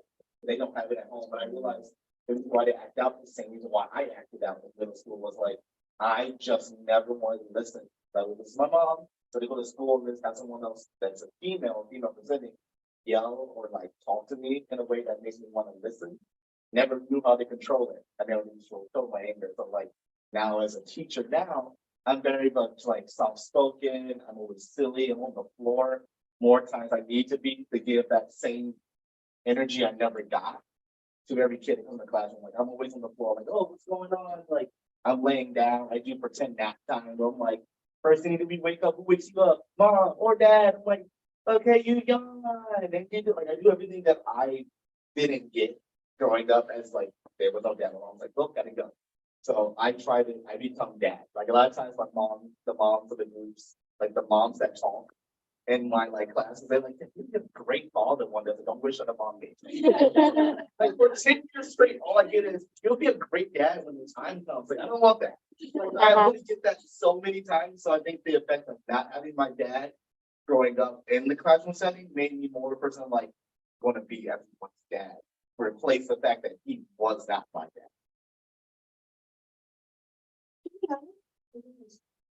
So for me, like,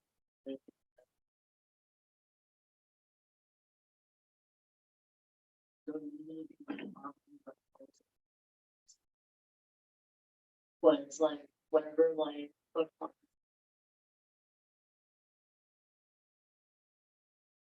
first thing you do,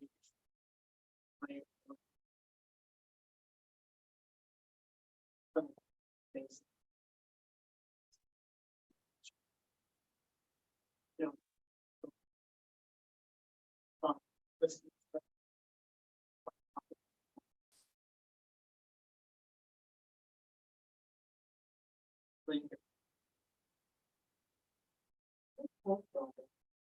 the fabulous. Yeah. What was the CFA? Well, I would also be when you would.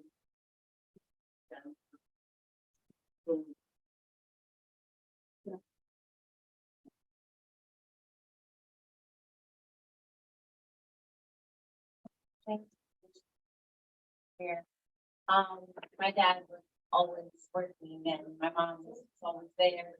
Field trips with us and always went off to school all the time, making sure everything. And like, I just wanted to like, something I did in school, like I wanted to tell my parents, but then I would always go to my mom was the one that was there. But then like looking at these kids, like I love how both mom and dad come. They ask me about how their child's day was. And it's just like, I love it. And it's so amazing. But like, and then I was in like fifth grade, I think. All my teachers were female. So I had a male teacher and I don't know how, but I reacted terribly. The first time I saw him, I bawled my eyes out. I was really scared. I ran into the classroom, but I was in fifth grade. That happens a lot. I ran out. My teacher came after me and she was like, "What is wrong?" I was like, "I can't do it. I can't be around her." I was so embarrassed. I was like, I'm a little older. Like, I should be a little like, not really act like that. And then I felt like I went to him and I was like, sorry, not to like act like that. And the teacher explained to him like it's and I said I was like, you were the first male teacher that I've ever had. So I reacted like that. But then we just became really like I wasn't with that. I was like, fine. Because so with the kids now, it's amazing how it's like full of them. Sometimes when it's like just the mom or just the dad, like I still kind of felt because sometimes they're just like a kid who called me mom today and he's like, "Oh, I'm sorry, I didn't know that it's okay." Like it's fine. But it's great to have them. So yeah, at least feel comfortable and sure come up to you. Something else to do. I grew up with just my mother. And so pretty much by middle school, she was my mother, but she had work and I had to learn how to do public education. So making power policies and lots of part. Yeah. I had to grow up pretty fast. Like I had to be able to like, okay, you lock the door, you do your homework, I will check it when I get home.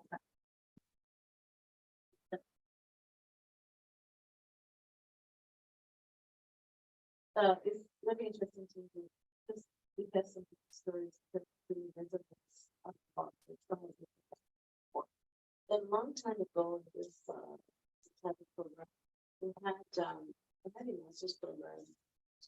We had one guy, was a man, in the group of all the youth, and they to their clinical experience.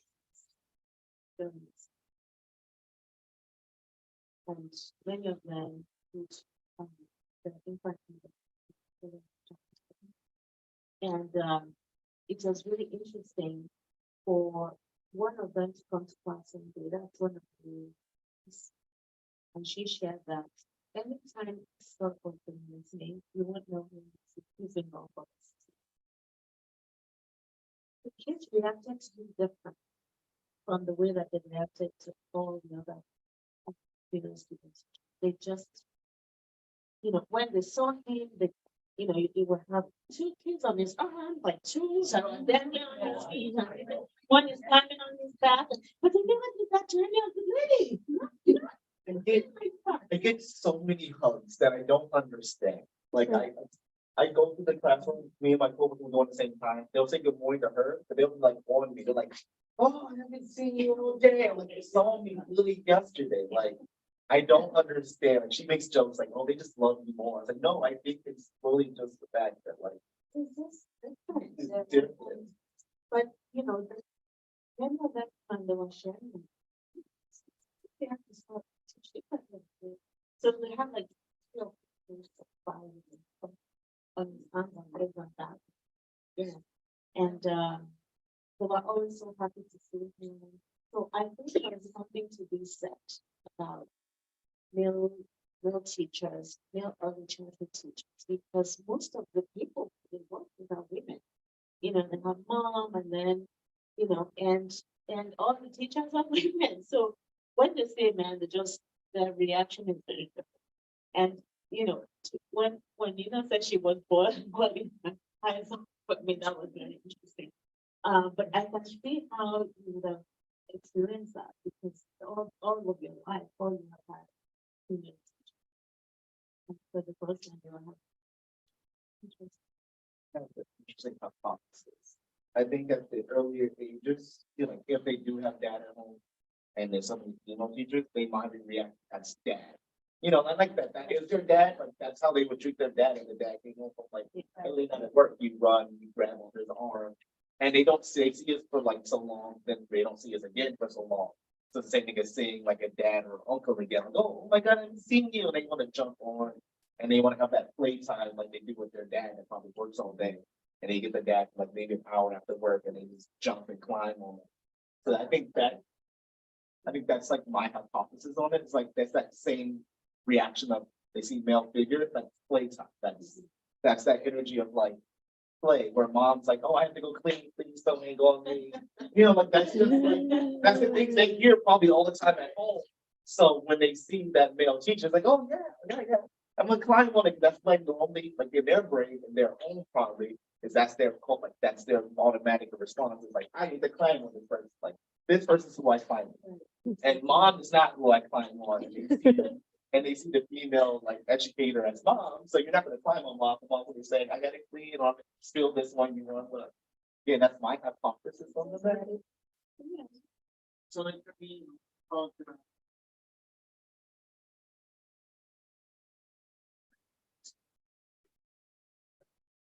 so actually, there works. And like from maybe one.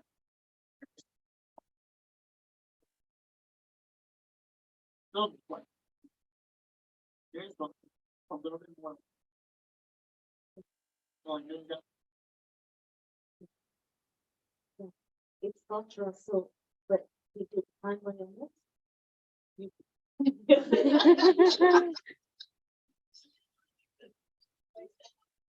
Hypothesis, we have a speech pathologist at our solution, and he works predominantly with early childhood, and it's the first male speech pathologist we've ever had. It's his first year here.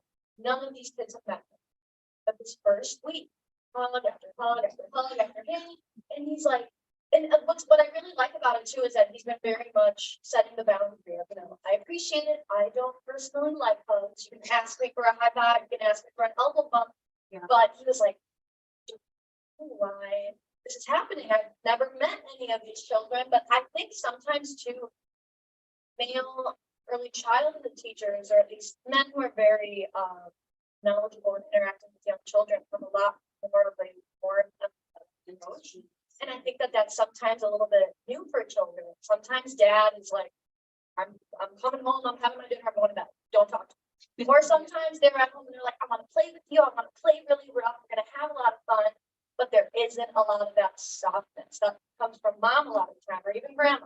So I think it's unique that the more male educators you've been seeing in EC, I think have that, I want to say vibe, but that vibe. Yes, it's a type of approach that I think is very beneficial to young kids. Kind of going back to our article, that even if it's not dad being present at school, having men put children feel safe with at school, very important. And I really like what you said about, you know, if dad is not present, then teacher can encourage the mom to say, you know, if there are uncles in the family, Yeah. you know, is there anybody else in the family who is a male figure that you can, you know, that you can bring, that you can send to school with your child or whatever the case may be. And that is a lot of the ways in which a lot of moms are making up for that too. It's like, okay, if your uncle is there, or in some instances, there are grandpas who fill that role. My dad took his youngest sister to her and that young middle school. I did that to my sister. And she sees my dad known to her oldest brother, she sees him as like a second dad, but she can talk to him, she can. But Very interesting. And that's the other thing too. Those male figures who are not the real dad, they get a lot more confidence than female daughters too. They get, because they know that this is not the real dad and they can actually confide. They can talk to them actually about things that they cannot say to their real dad too because of that softness. So it's really, that's why I'm very elated to have these one guys. It's been quite a while since we had guys. Very so. All right, thank you very much. So let's. All right, so let's take a quick break, but before you disappear, let me just open up that sun chips so that you can.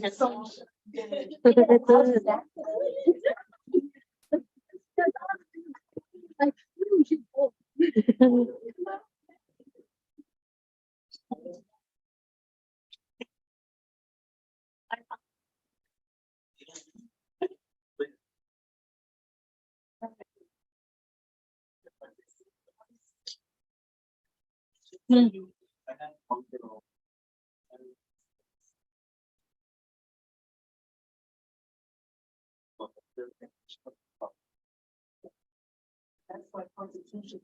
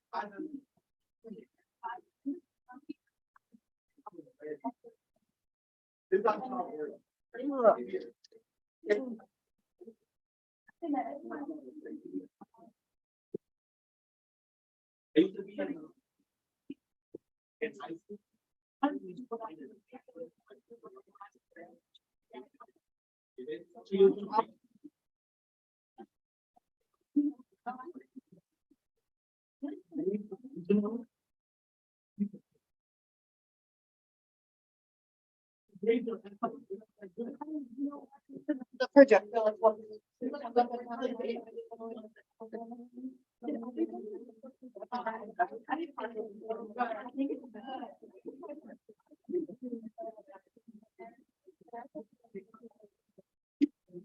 Oh my gosh. Thank you.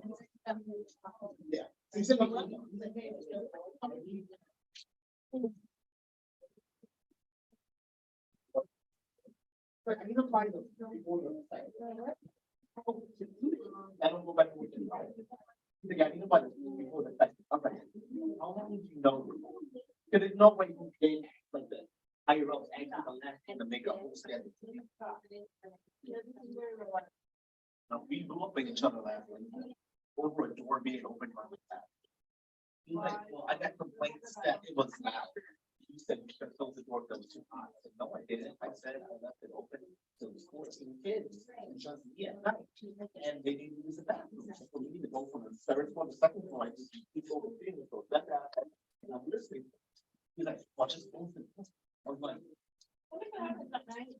There's going out for, inside just letting me know that I told that you didn't want to close the door. I was like, yeah, close the door. Didn't you? Like, why didn't you think? I was like, okay, that's what we're gonna fight. Yeah. Yeah. He's like, I didn't challenge this. I was like, what kind of question? Reframes it or an argument, like. Oh my goodness. It's like, those are more my phrases when it's that thing. I was like, no. Like, I told him, like, well, I'm sorry. Next time I opened the truck goes to the door, I thought that was something like, well, why didn't you think to just? But I feel like you had a lot of these things like that. You went over to it's still like. Yeah, he didn't, he was not. Yeah. Never mind. Oh my God. So I was, it was that.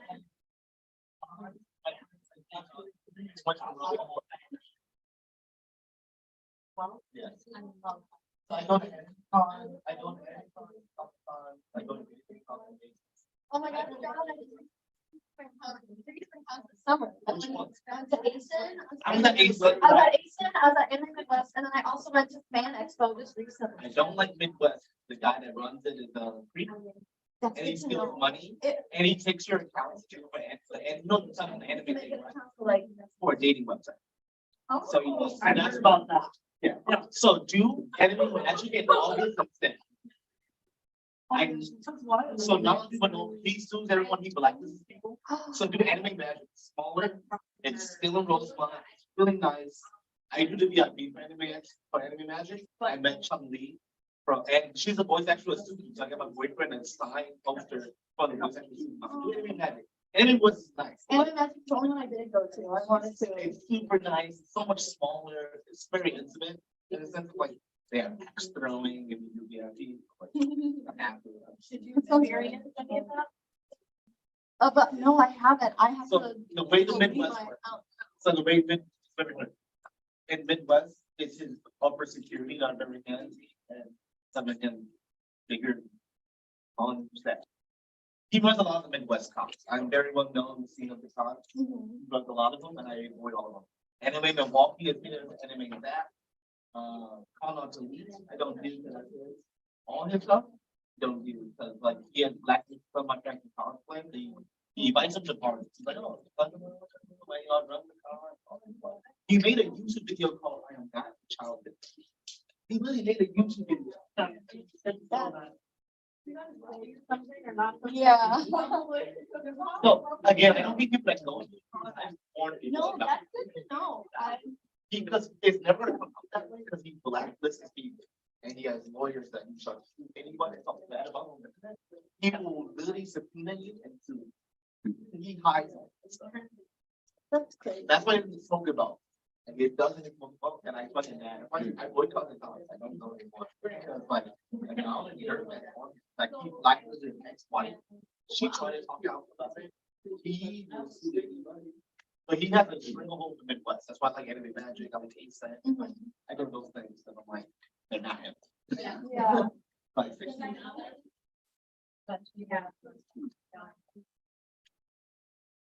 Anime magic is a lot of shit. They have a phone area where you can do like marketing. They have a lot, they have children for board games and stuff. From like the beginning of the days, 7 p.m. I did that. But it's very much smaller. And the shop area is very much smaller. Than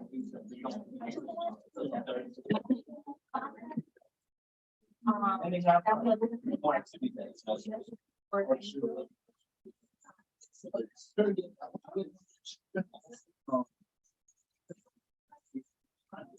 Too many adults.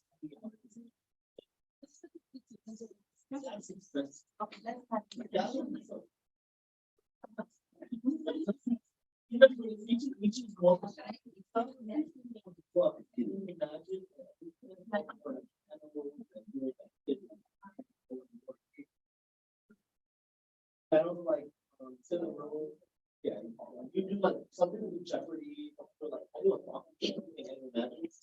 So you just like, you learn about it, it's like a sake, like you bring vegetables in one sake, all the chocolates, different types of food stuff.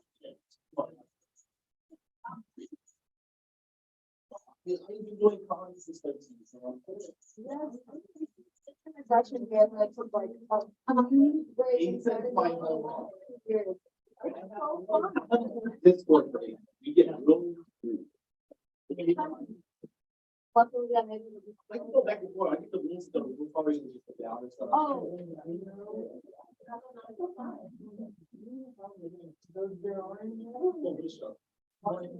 Oh, yeah, she's like the.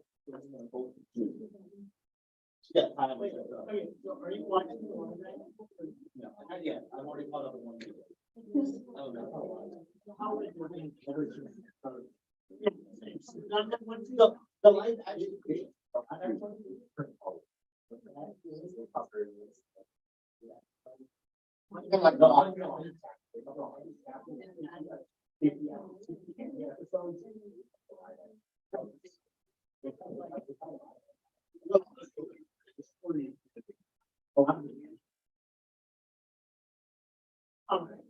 What?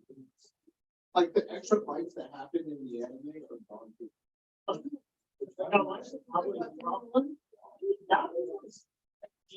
Oh, yeah, no, when I go to the I have a tradition, I even think about it so early. People know me, they give me free passes, I'm like, are you John? I do. Every night. Well, that's the voice of Tom, Tsunami, on that guy, don't put him. Then, Android 17,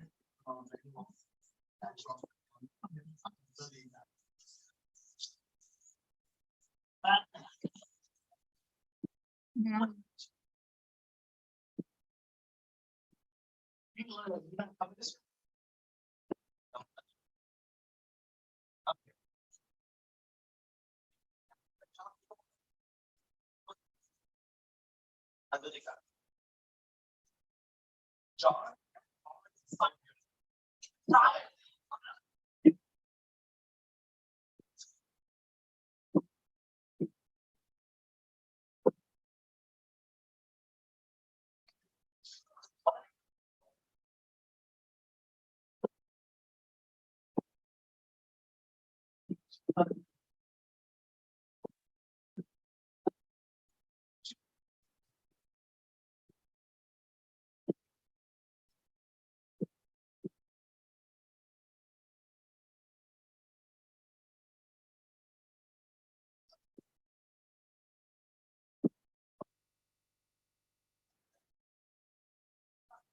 John.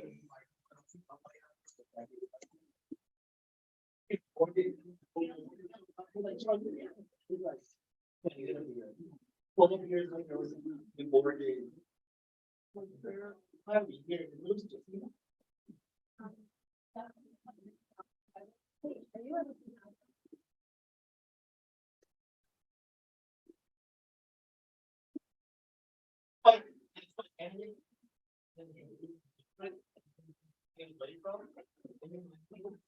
And now. Yeah.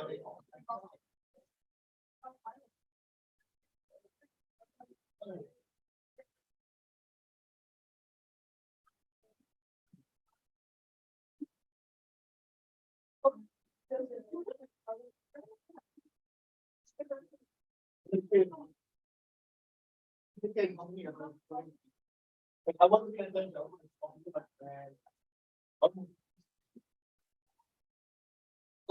Place has almost been for the. Had both. And he was such a relationship. Oh, yeah. Or instead of waiting, someone just has people behind that like wait style. But, I'm like, freaking it out and much. I have to go to the chat, go back to work. I have friends that do.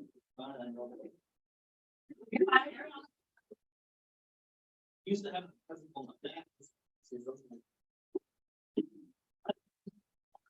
Suplex. So you wear like.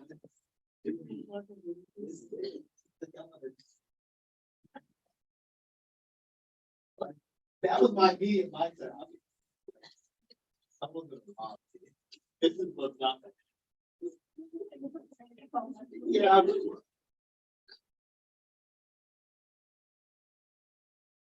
Yeah. Everything on the roof is. Yeah, the room lock. Yeah, I think I took some on the board, but I know what the lock is. And I didn't get a room to the room lock, one, I guess I actually go far, it's real, thank you. Instead of paying $1,000+, I'm only paying.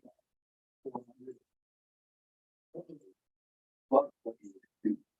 What is it? This is 17. This is- Yeah, last year was fun. I was in my life. I had heels and walked great.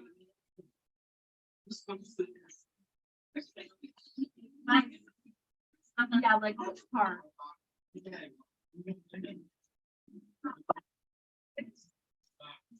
Yeah. Yeah.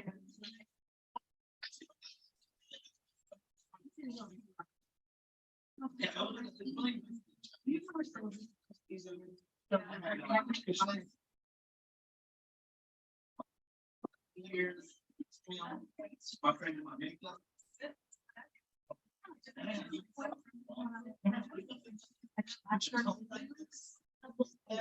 The elbow in the. Whatever, but I thought actually. Well, not like that.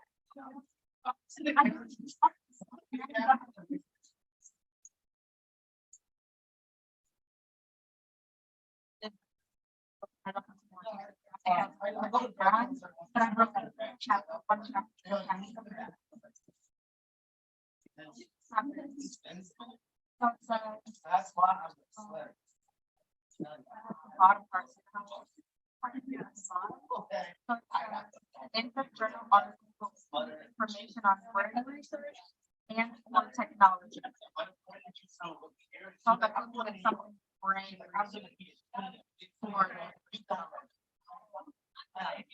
Like, it's not just like developing knowledge, but with brain research. Podcasts, brain research, and online knowledge. Which I'm.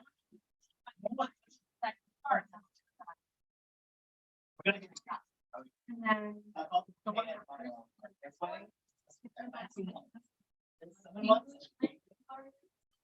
And for technology and for language delivery.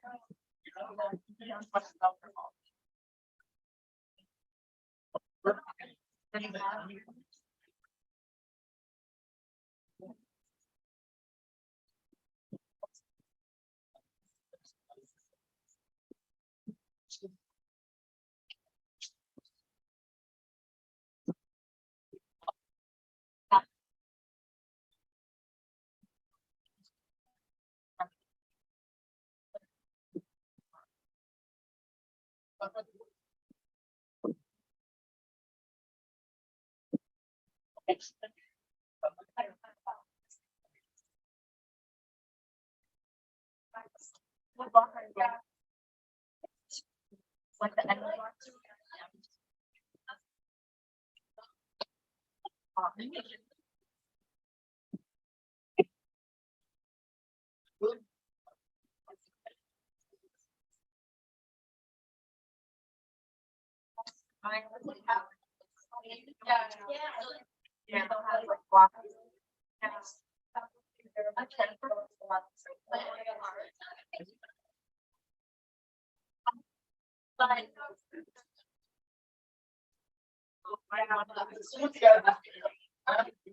Then.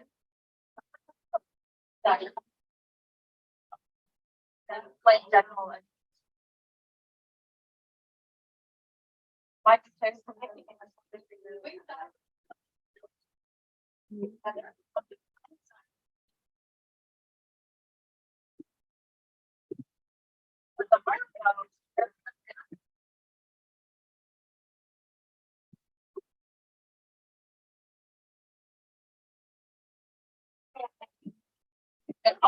determine that.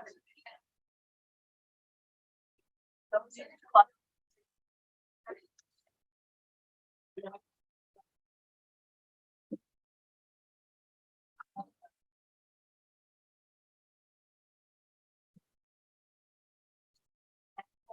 Don't work is right.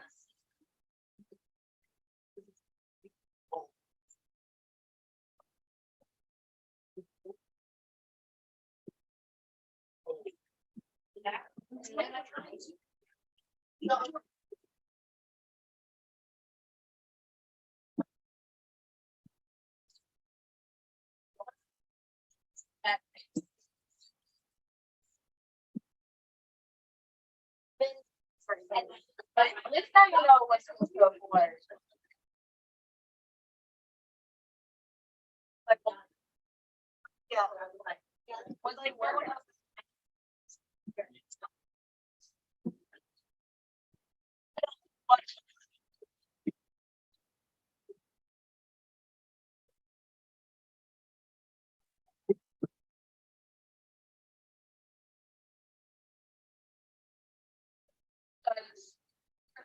with them.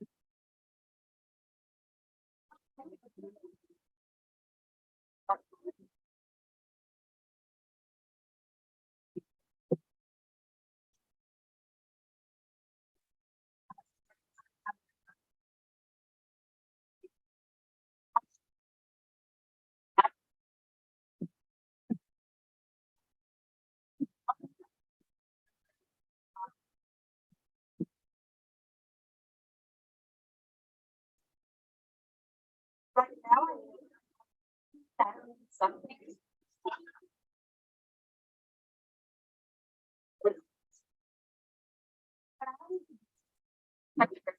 That's really, I don't have to do part of it. Sunday, start like, they'll put stone on my birthday, so like, grab Black Friday, but I don't. But I don't do it, so it's kind of.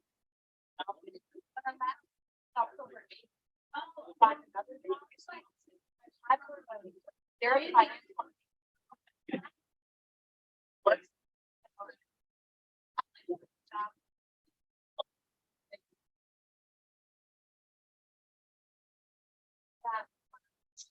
I like stand up.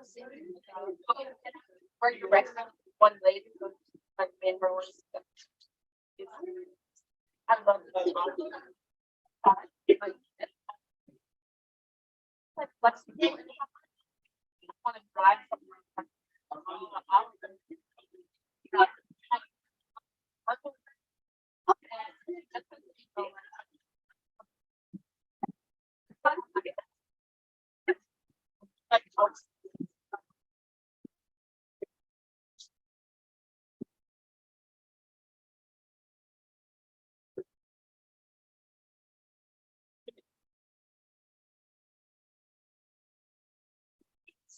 Like,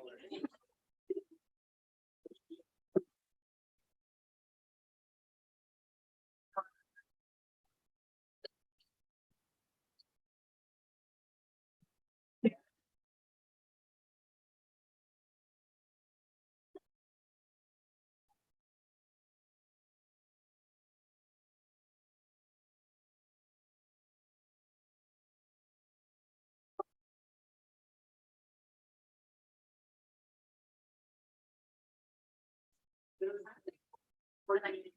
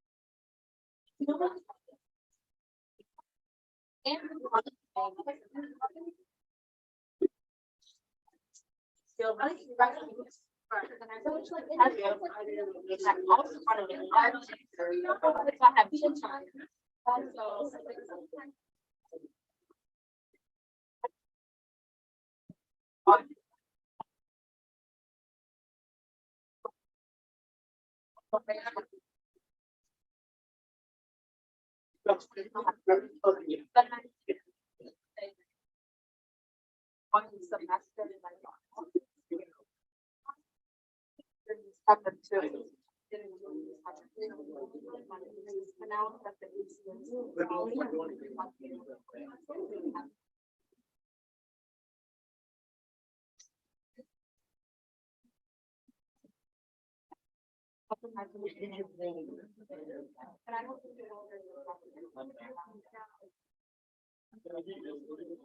Right, class, thank you, please. Thank you.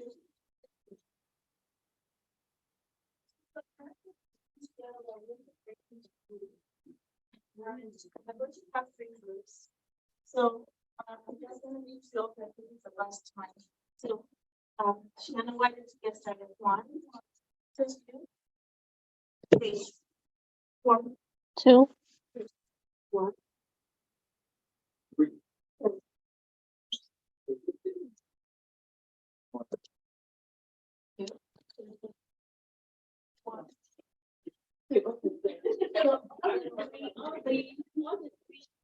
Come this way, the two in the middle, after the two in the back, and then the one on that side. One time.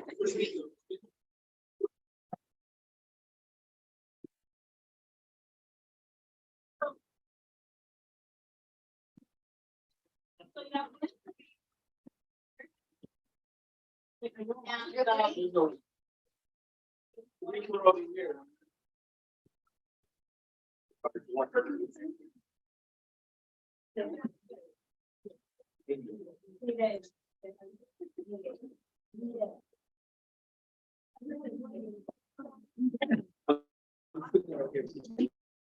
Sorry.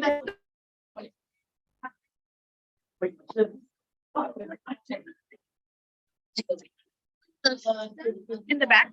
Yes, in the back. You too, right? Three. Two. She's over there.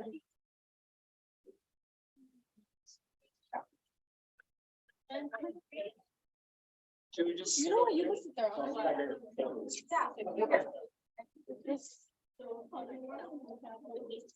Okay, go.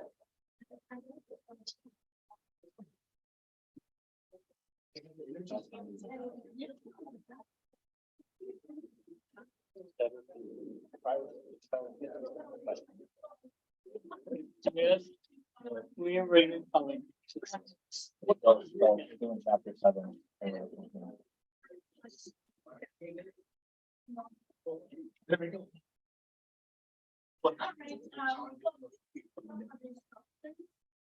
So, guys, once we look at three chapters, six, seven, and eight, there are some specific things in each of these chapters that told us this one. So, chapter 6, there are three different objectives. Chapter with that types of young involvement. There are also some this attitude that teachers should have, but I'm just because. And then chapter 7, there are two main themes in that chapter. there's ways in which teachers can establish a relationship prior to the child enters the classroom, and then ways in which you can implement that. Then in chapter 8, we have this communication methods for conveying information, and then you have two other topics of themes. I just want to focus. So, please go back and we are going to be reviewing that module review. I want you to focus on this specific goals. What are the things in this chapter? Once you finish, go to the various part paper and discuss those.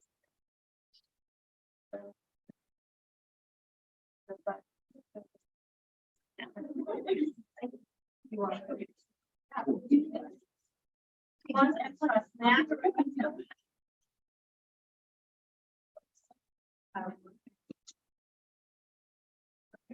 My soul.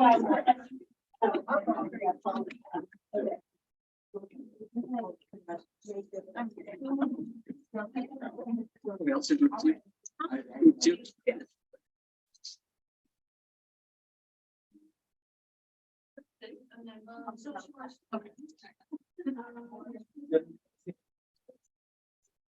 Well, there's many different ways teachers can like establish a relationship.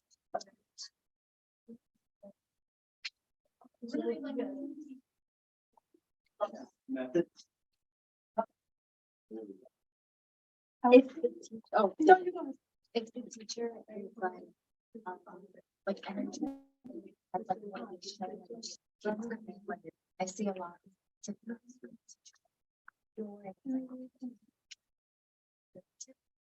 I don't know, yeah, like you pick which one you want, right? It's either That kind of go- a- I feel like that can build like Let's choose one.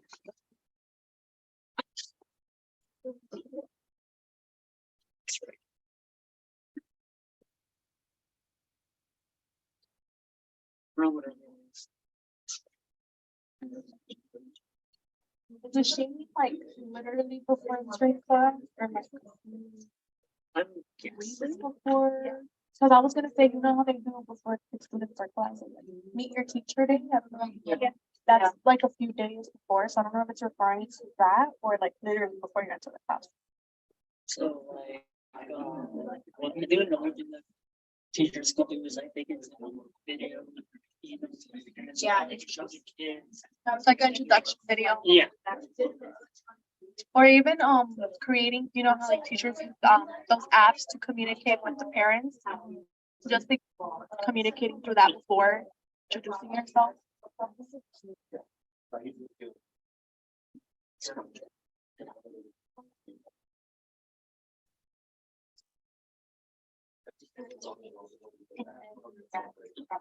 I'm not sure if there's a-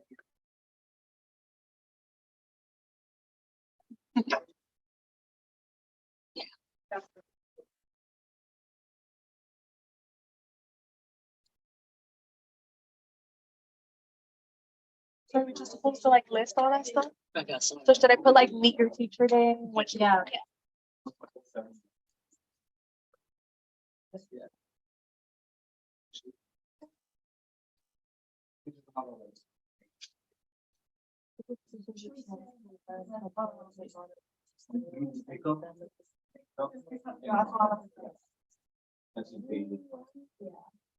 How would I like describe, sorry, how would I describe what you said?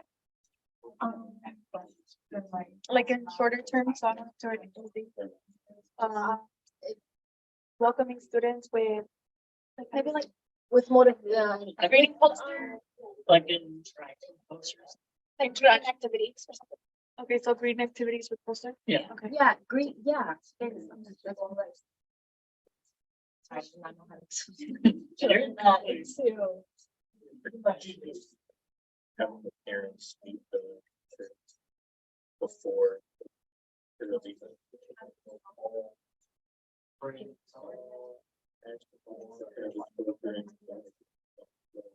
And then what were you saying? Like, for my daycare, the parents and the kids will come like visit the classroom. So like visit classroom before, Yeah, like before they start. yeah, right, like.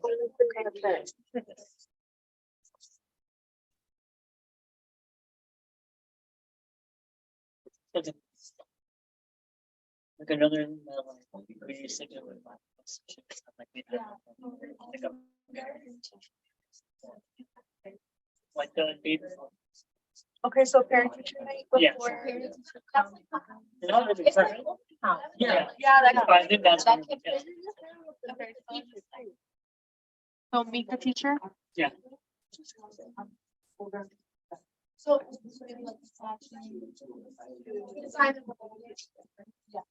Something that I know.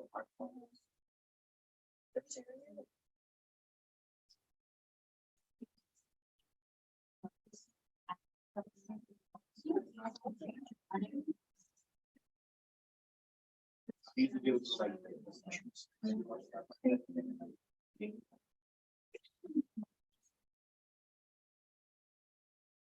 The second half of the chapter is already in the classroom. Separation and stuff like that. So that was like the first two.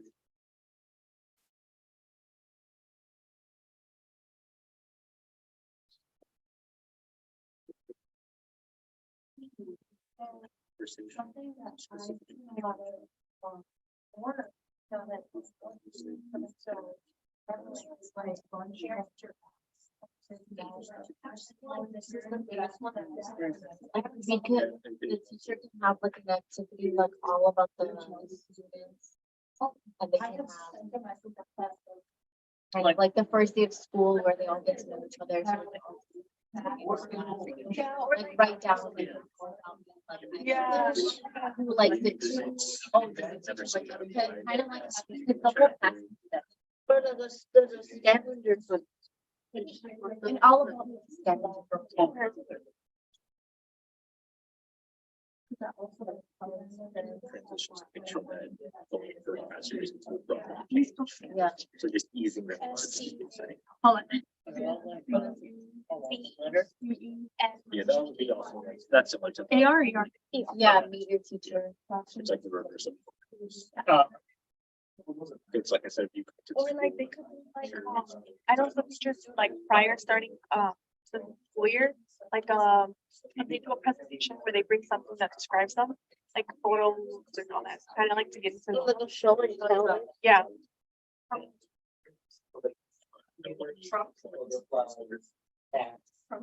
Says the special. So it's like the kid, special. Aid, or the parents are. Stuff like that.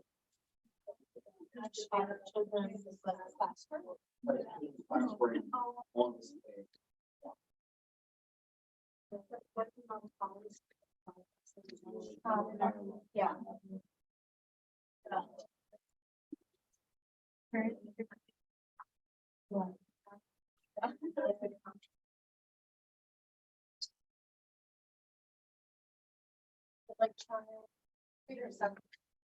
It's mostly just stuff you do during your teacher open house. Yeah, stuff like that's that. basically. It's mostly just depending on what you do during that time. Yeah. It's kind of just the two key events. Yeah, that's basically. Because that's like the only time you get the teacher before school starts. Right. And then throughout the year. And everything else is- Like the show. Yeah. All about who's scavenger hunters. So it's specifically prior.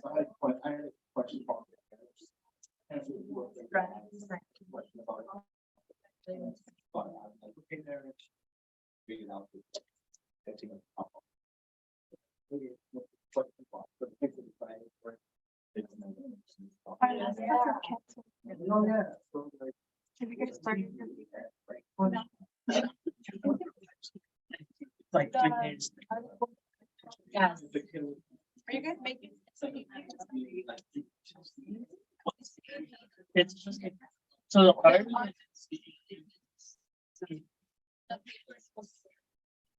has it down, that's what I thought too, but then on the bottom, it says minimum of 3 pages. But literally by the time, like, she wants like stuff. So right now I'm on like page first. Yeah, same. Because she just wants. What do you like the format? The rubric, sorry. Yeah. Oh, okay, okay. I like personally look at both. That's good, because we have her last semester. It's the thing that goes in.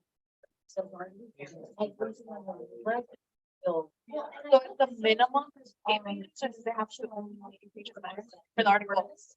At least the minimum of. Because this is mine, and I don't know if it's like, I want to put this in, but I want to know.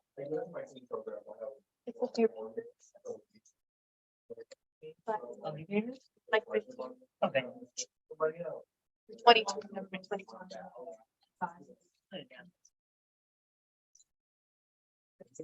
There was no way I was finding. Oh, short. pages. Yeah, they're all. Either a couple of pages, like 2-3 pages, or it's like 42. Yeah. I found articles that was Yeah.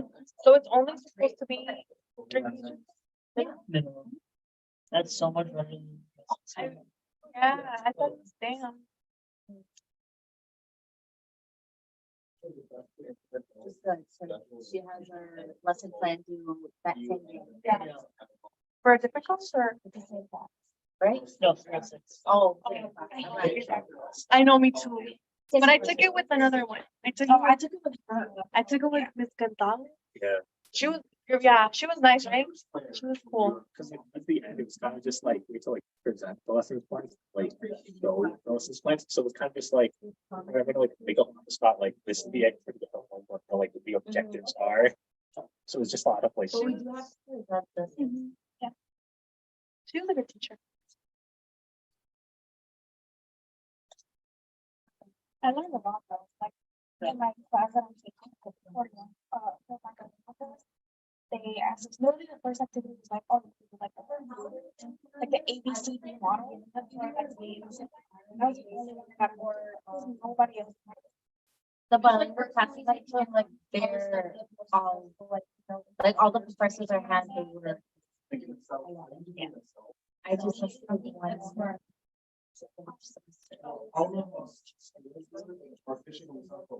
You're the one we have tomorrow, right? I like it. I really like it. We have a test tomorrow. Yeah. I have to leave early. I'll be there. She's going to have to go like class time, but usually we get it done pretty fast. I've never had a taken a test that took me the whole like 2 hours. Is this program based on like? Like you're listening to the rest of the class? What do you mean? Like night? Because there's morning program and then there's night. Mm. So when I was in first one, I was. But then for early childhood. They're all in the evening, right? I asked one Or these she said that it's because a lot of people do the French class. So on like the school day. Yeah. So then afterwards, class. Okay. That's what she told me. That makes sense. Yeah. Yeah, it does make sense. You understand? Yeah, I know. And I live like an hour away. That's It's super long. Right. I know. I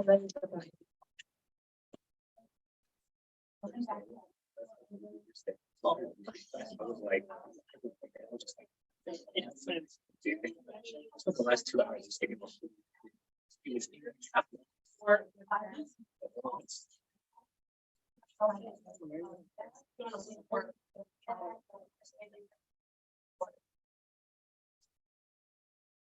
Well, I would say like like second home family involved.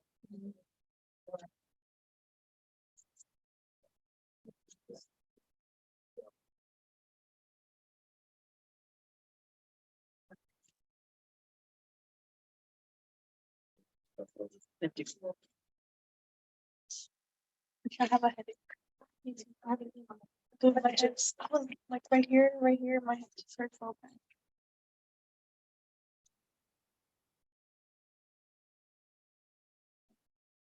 So, Let's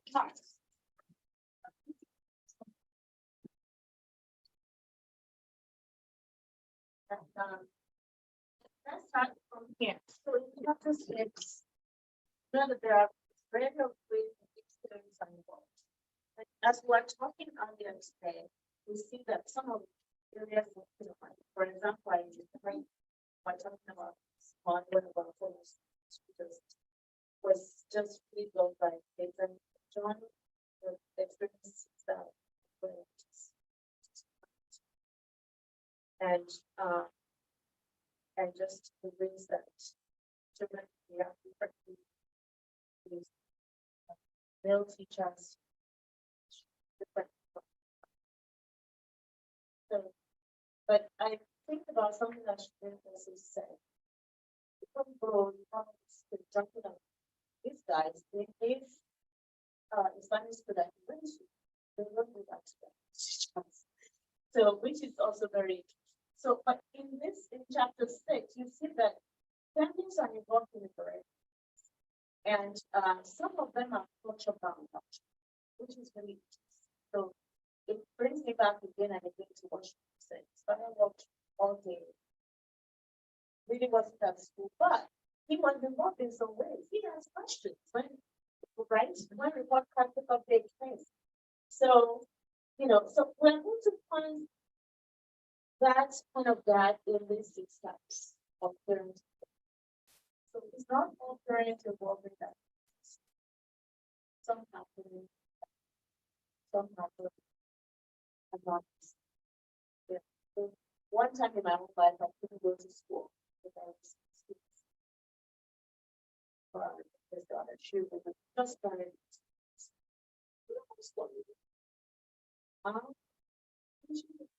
So all of those kinds of questions. So that was the time that there are things I do that. So let's get started with that. So these are 6 types of family involvement described by Epstein. The first 2 is parenting and educating. So for parenting, is basically just like raise it through the way that. So they talked about the center and how they were well, and one of the things that they support education through providing magazines, art, resources, and parental activities where they can learn more about how to educate students. Another thing is passing on your personal expertise or knowledge and answering parents' questions so that they can get more well versed with. Not necessarily what they're doing. And then communicating. Just having very open communication is the number 1 thing. So a lot of feedback is a good thing, such as surveys. That's something that they mentioned. Actually, good because they kind of just decide on how the parents feel about what you're providing for them. Also, flexible conferences, providing portfolios on the student's progress so that the parents kind of keep up with the way that they're improving. Emails, apps such as Lines, ECED, Class, Dojo, or texting them, and then also sending out a weekly newsletter, just kind of updating parents so that they know what's going on. The third one is volunteering. Which consists of fundraising, such as like a shoulder tree with parents, parking on a school lot and something with the trees. They organize programs. Advise, kind of like committees and advisory. They have our field trips and support policy making decisions. Learning at home. Strategies, class-related activities. Me myself, I pretty much have my daughter doing freckle at home, kids encouraging more reading, epic, just keep her on the path of continuous reading. So pretty much it. Okay. Yeah, decision making, advisory and board, parent and staff collaborations, vision goals, action groups. Not that like multiple people make decisions. That's cool. So decision making. Yeah.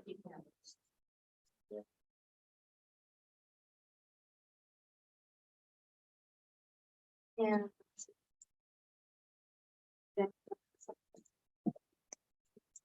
Police, fire chief, how.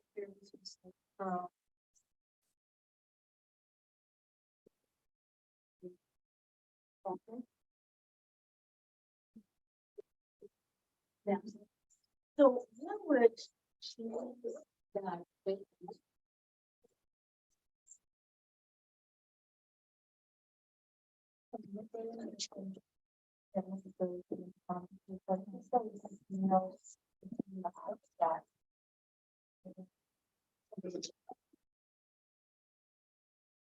So.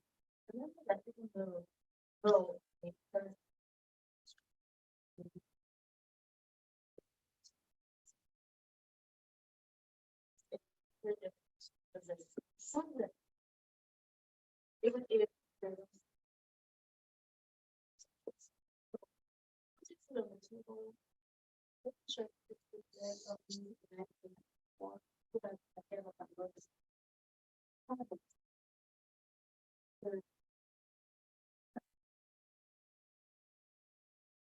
Okay, chapter 7.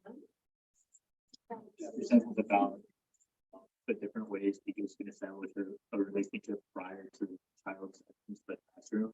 So it's just not that like first impression you make on the kid. So the major one is meeting your teacher in an open house or just prior to that first day of school. So that way the student or child can experience or understand what is this teacher like, how do they look, how do they act, what is the environment we're going to be in.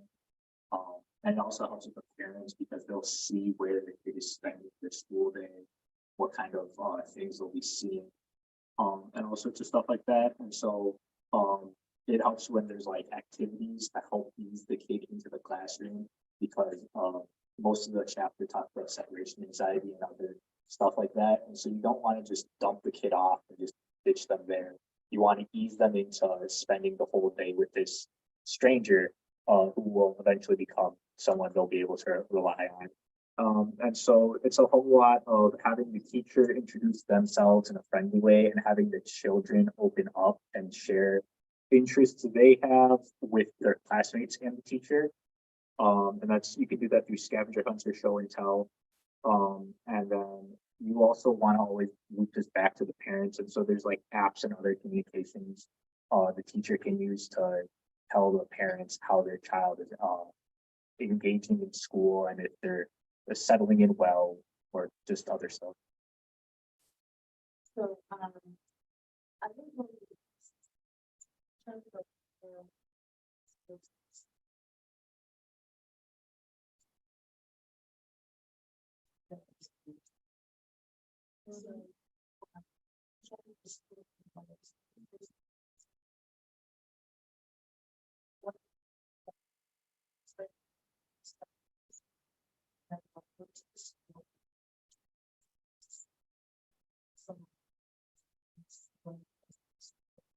we just have half a day and classroom.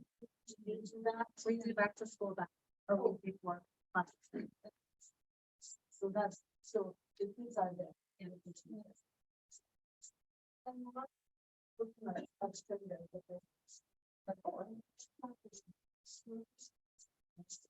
Whatever that is. So that's.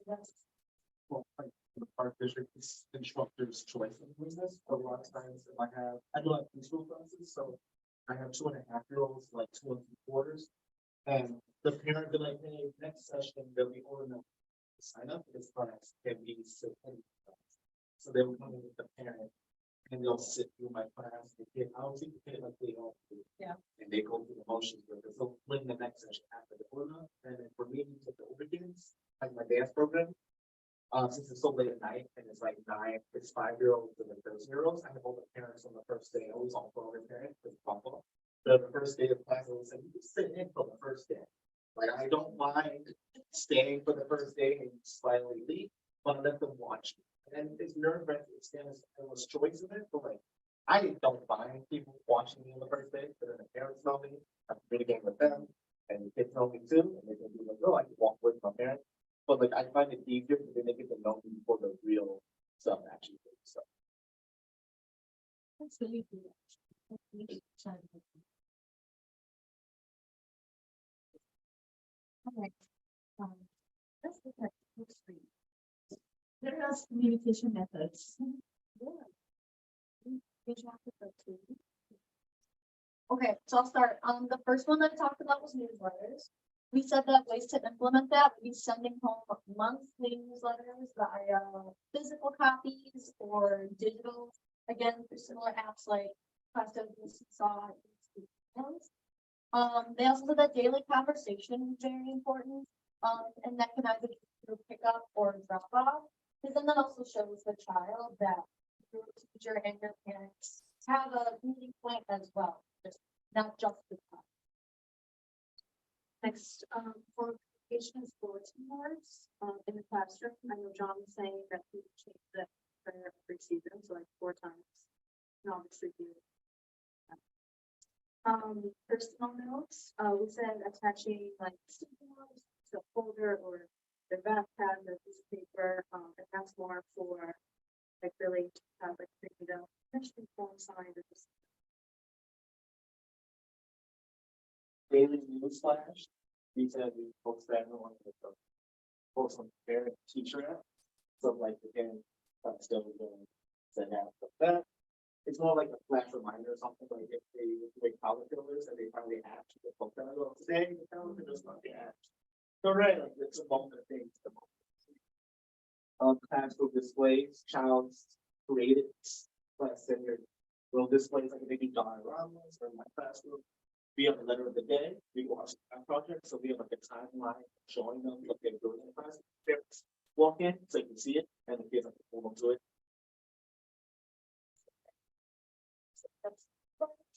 so it makes sense to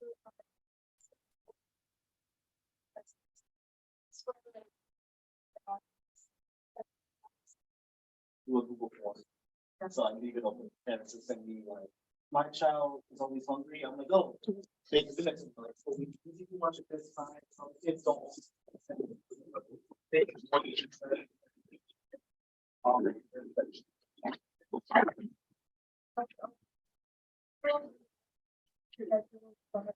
that way they know.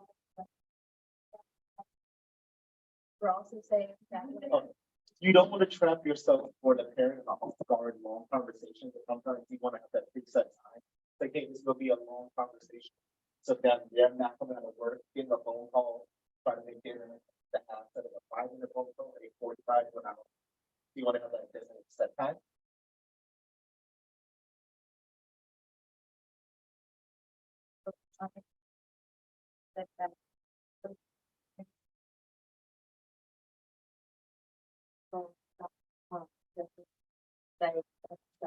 Where you have all their, the contact information for the people who work under the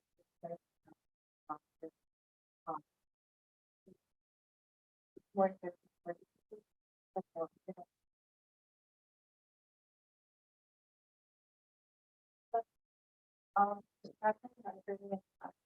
what other you would implement this by how to like people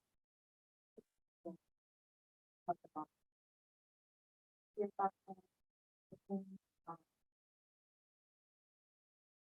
Yeah, we were just saying how like, at least my school, the preschool doesn't look in a bag. So we'll take a collection of different stories that we think is beneficial or put together for families. We'll send that same backpack and that same amount of books home with each kid throughout the whole year. And then in the older grades, we'll do like an all about me bag, Husky of the week. And so for that whole week, they'll get to bring in their favorite toy, the picture of them when they were little, something them and mom and dad did together. And so just sort of having like a tangible item, and it also gives the kids a little bit of responsibility, so that makes them want to engage with mom and dad more about it.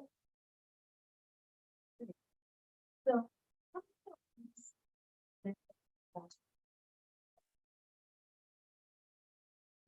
Okay.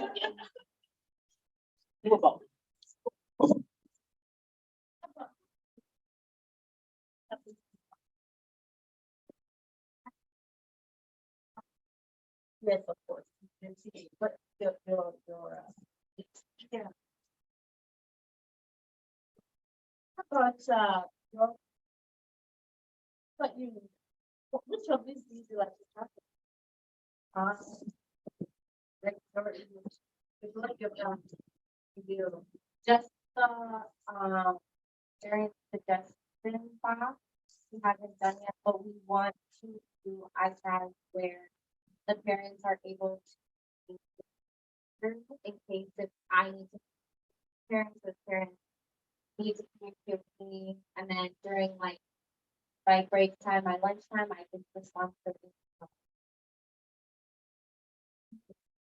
but you, which of these do you do as a school?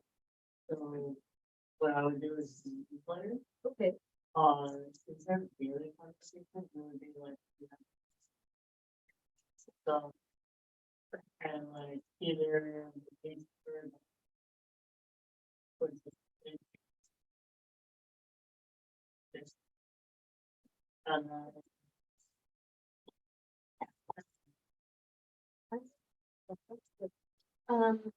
Okay, Mary, do you ever use that to breakfast? Not real, not, mostly the texting. And yeah, that's the really one, but that was, yeah, the only the texting.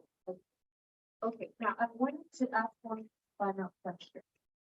So here I see texting, everything.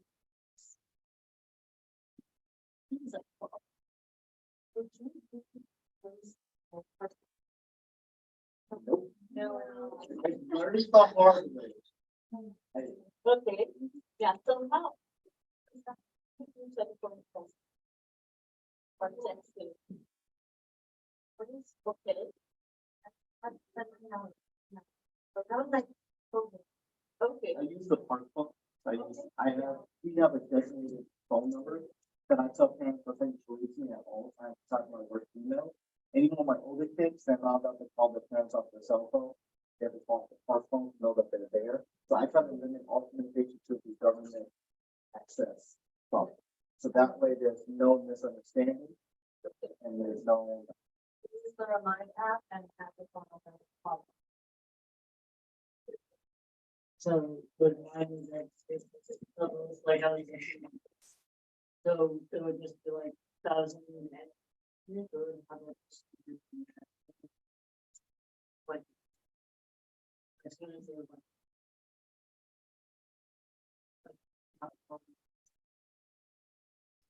I've had no issues with this, so.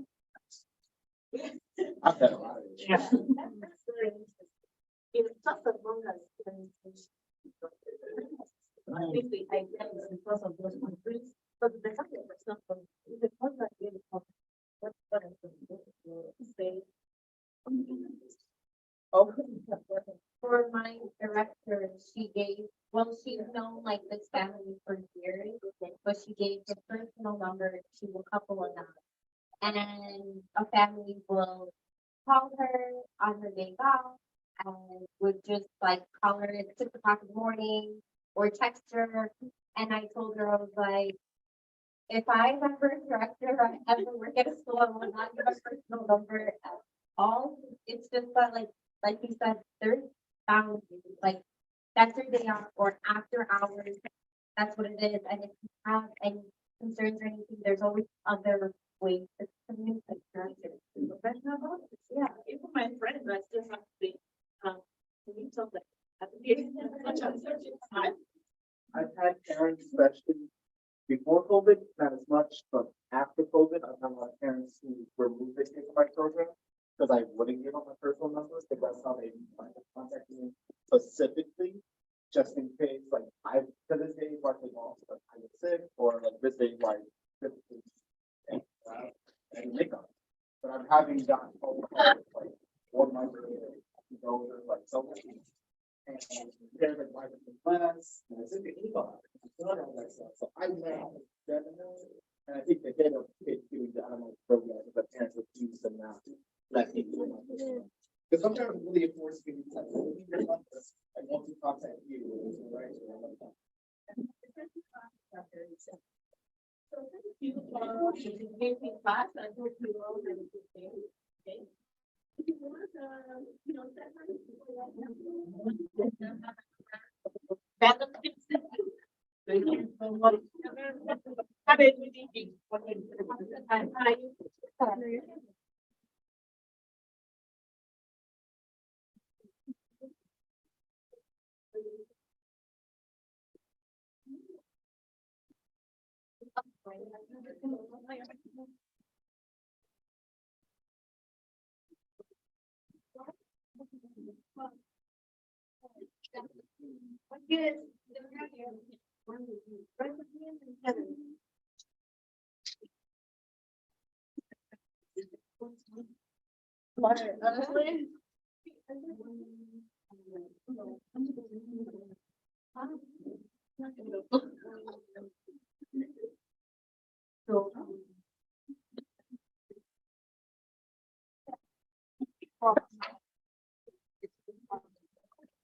So.